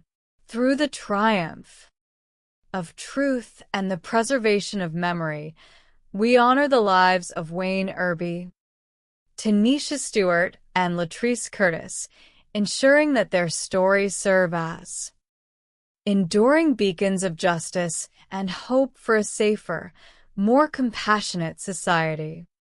Section 1. The illusion of ownership and the cost of independence. We begin in the state of Texas, under the vast skies of the Southern Plains, where a quiet highway north of Houston became the starting point for a complex investigation. On a Wednesday afternoon in March of 2007, investigator Sidney Miller and his partner drove down the road with heavy hearts.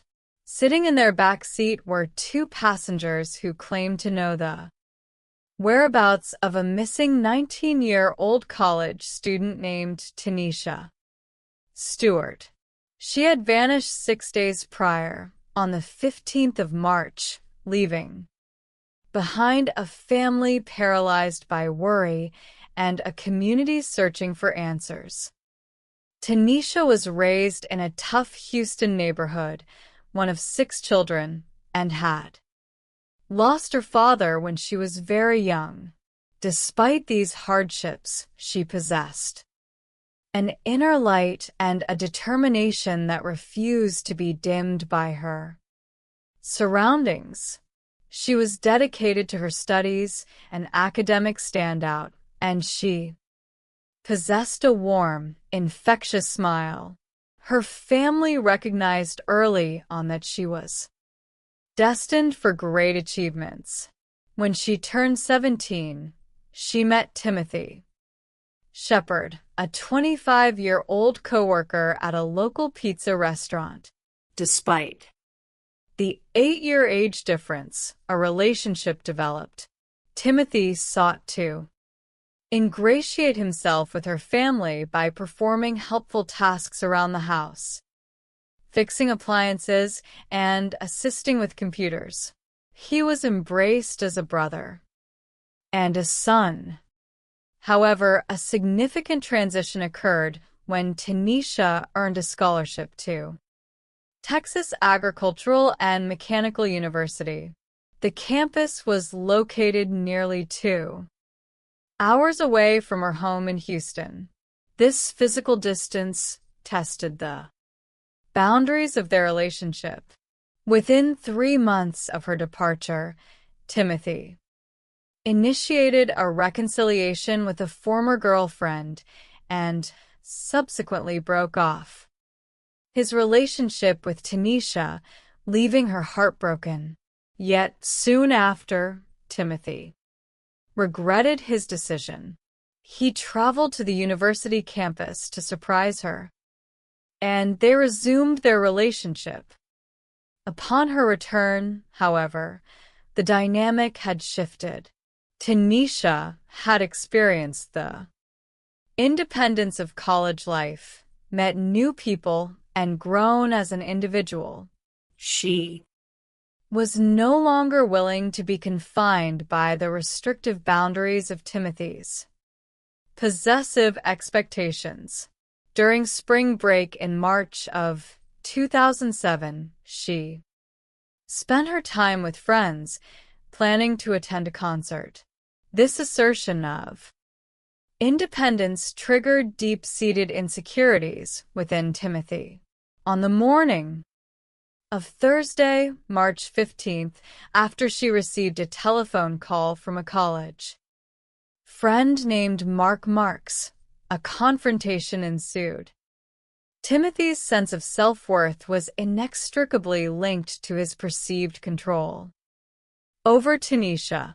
When she began to thrive in an academic environment outside of his sphere of influence, his insecurity manifested as an intense desire to dominate and possess.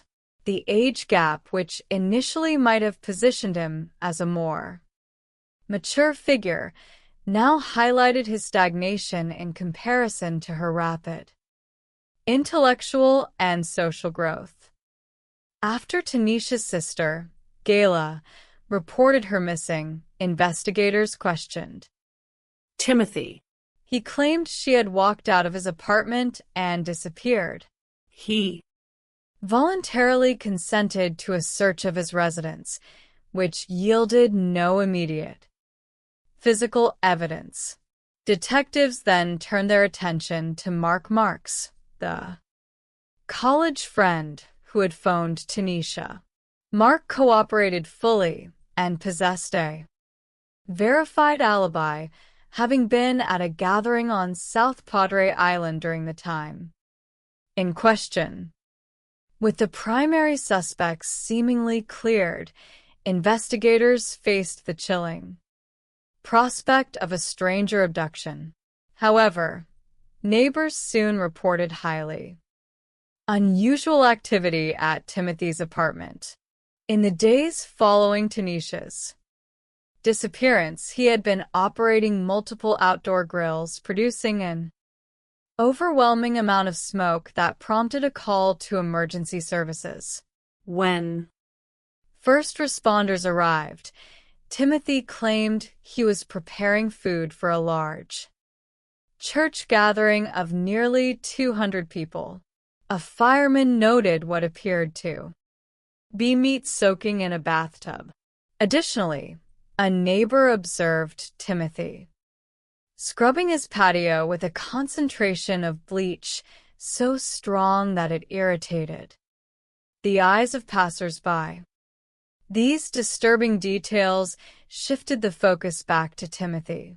Realizing the limitations of the official investigation at that stage, Tanisha's family contacted a prominent community activist named Quan X. Timothy's family had also reached out to the activist, hoping to protect Timothy from perceived police misconduct. Quannell X arranged a private meeting with Timothy at his apartment.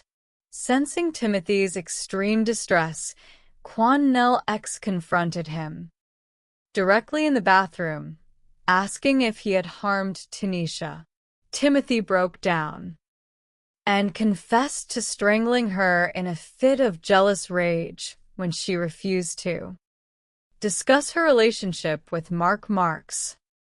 Timothy claimed he had placed her body in a local dumpster.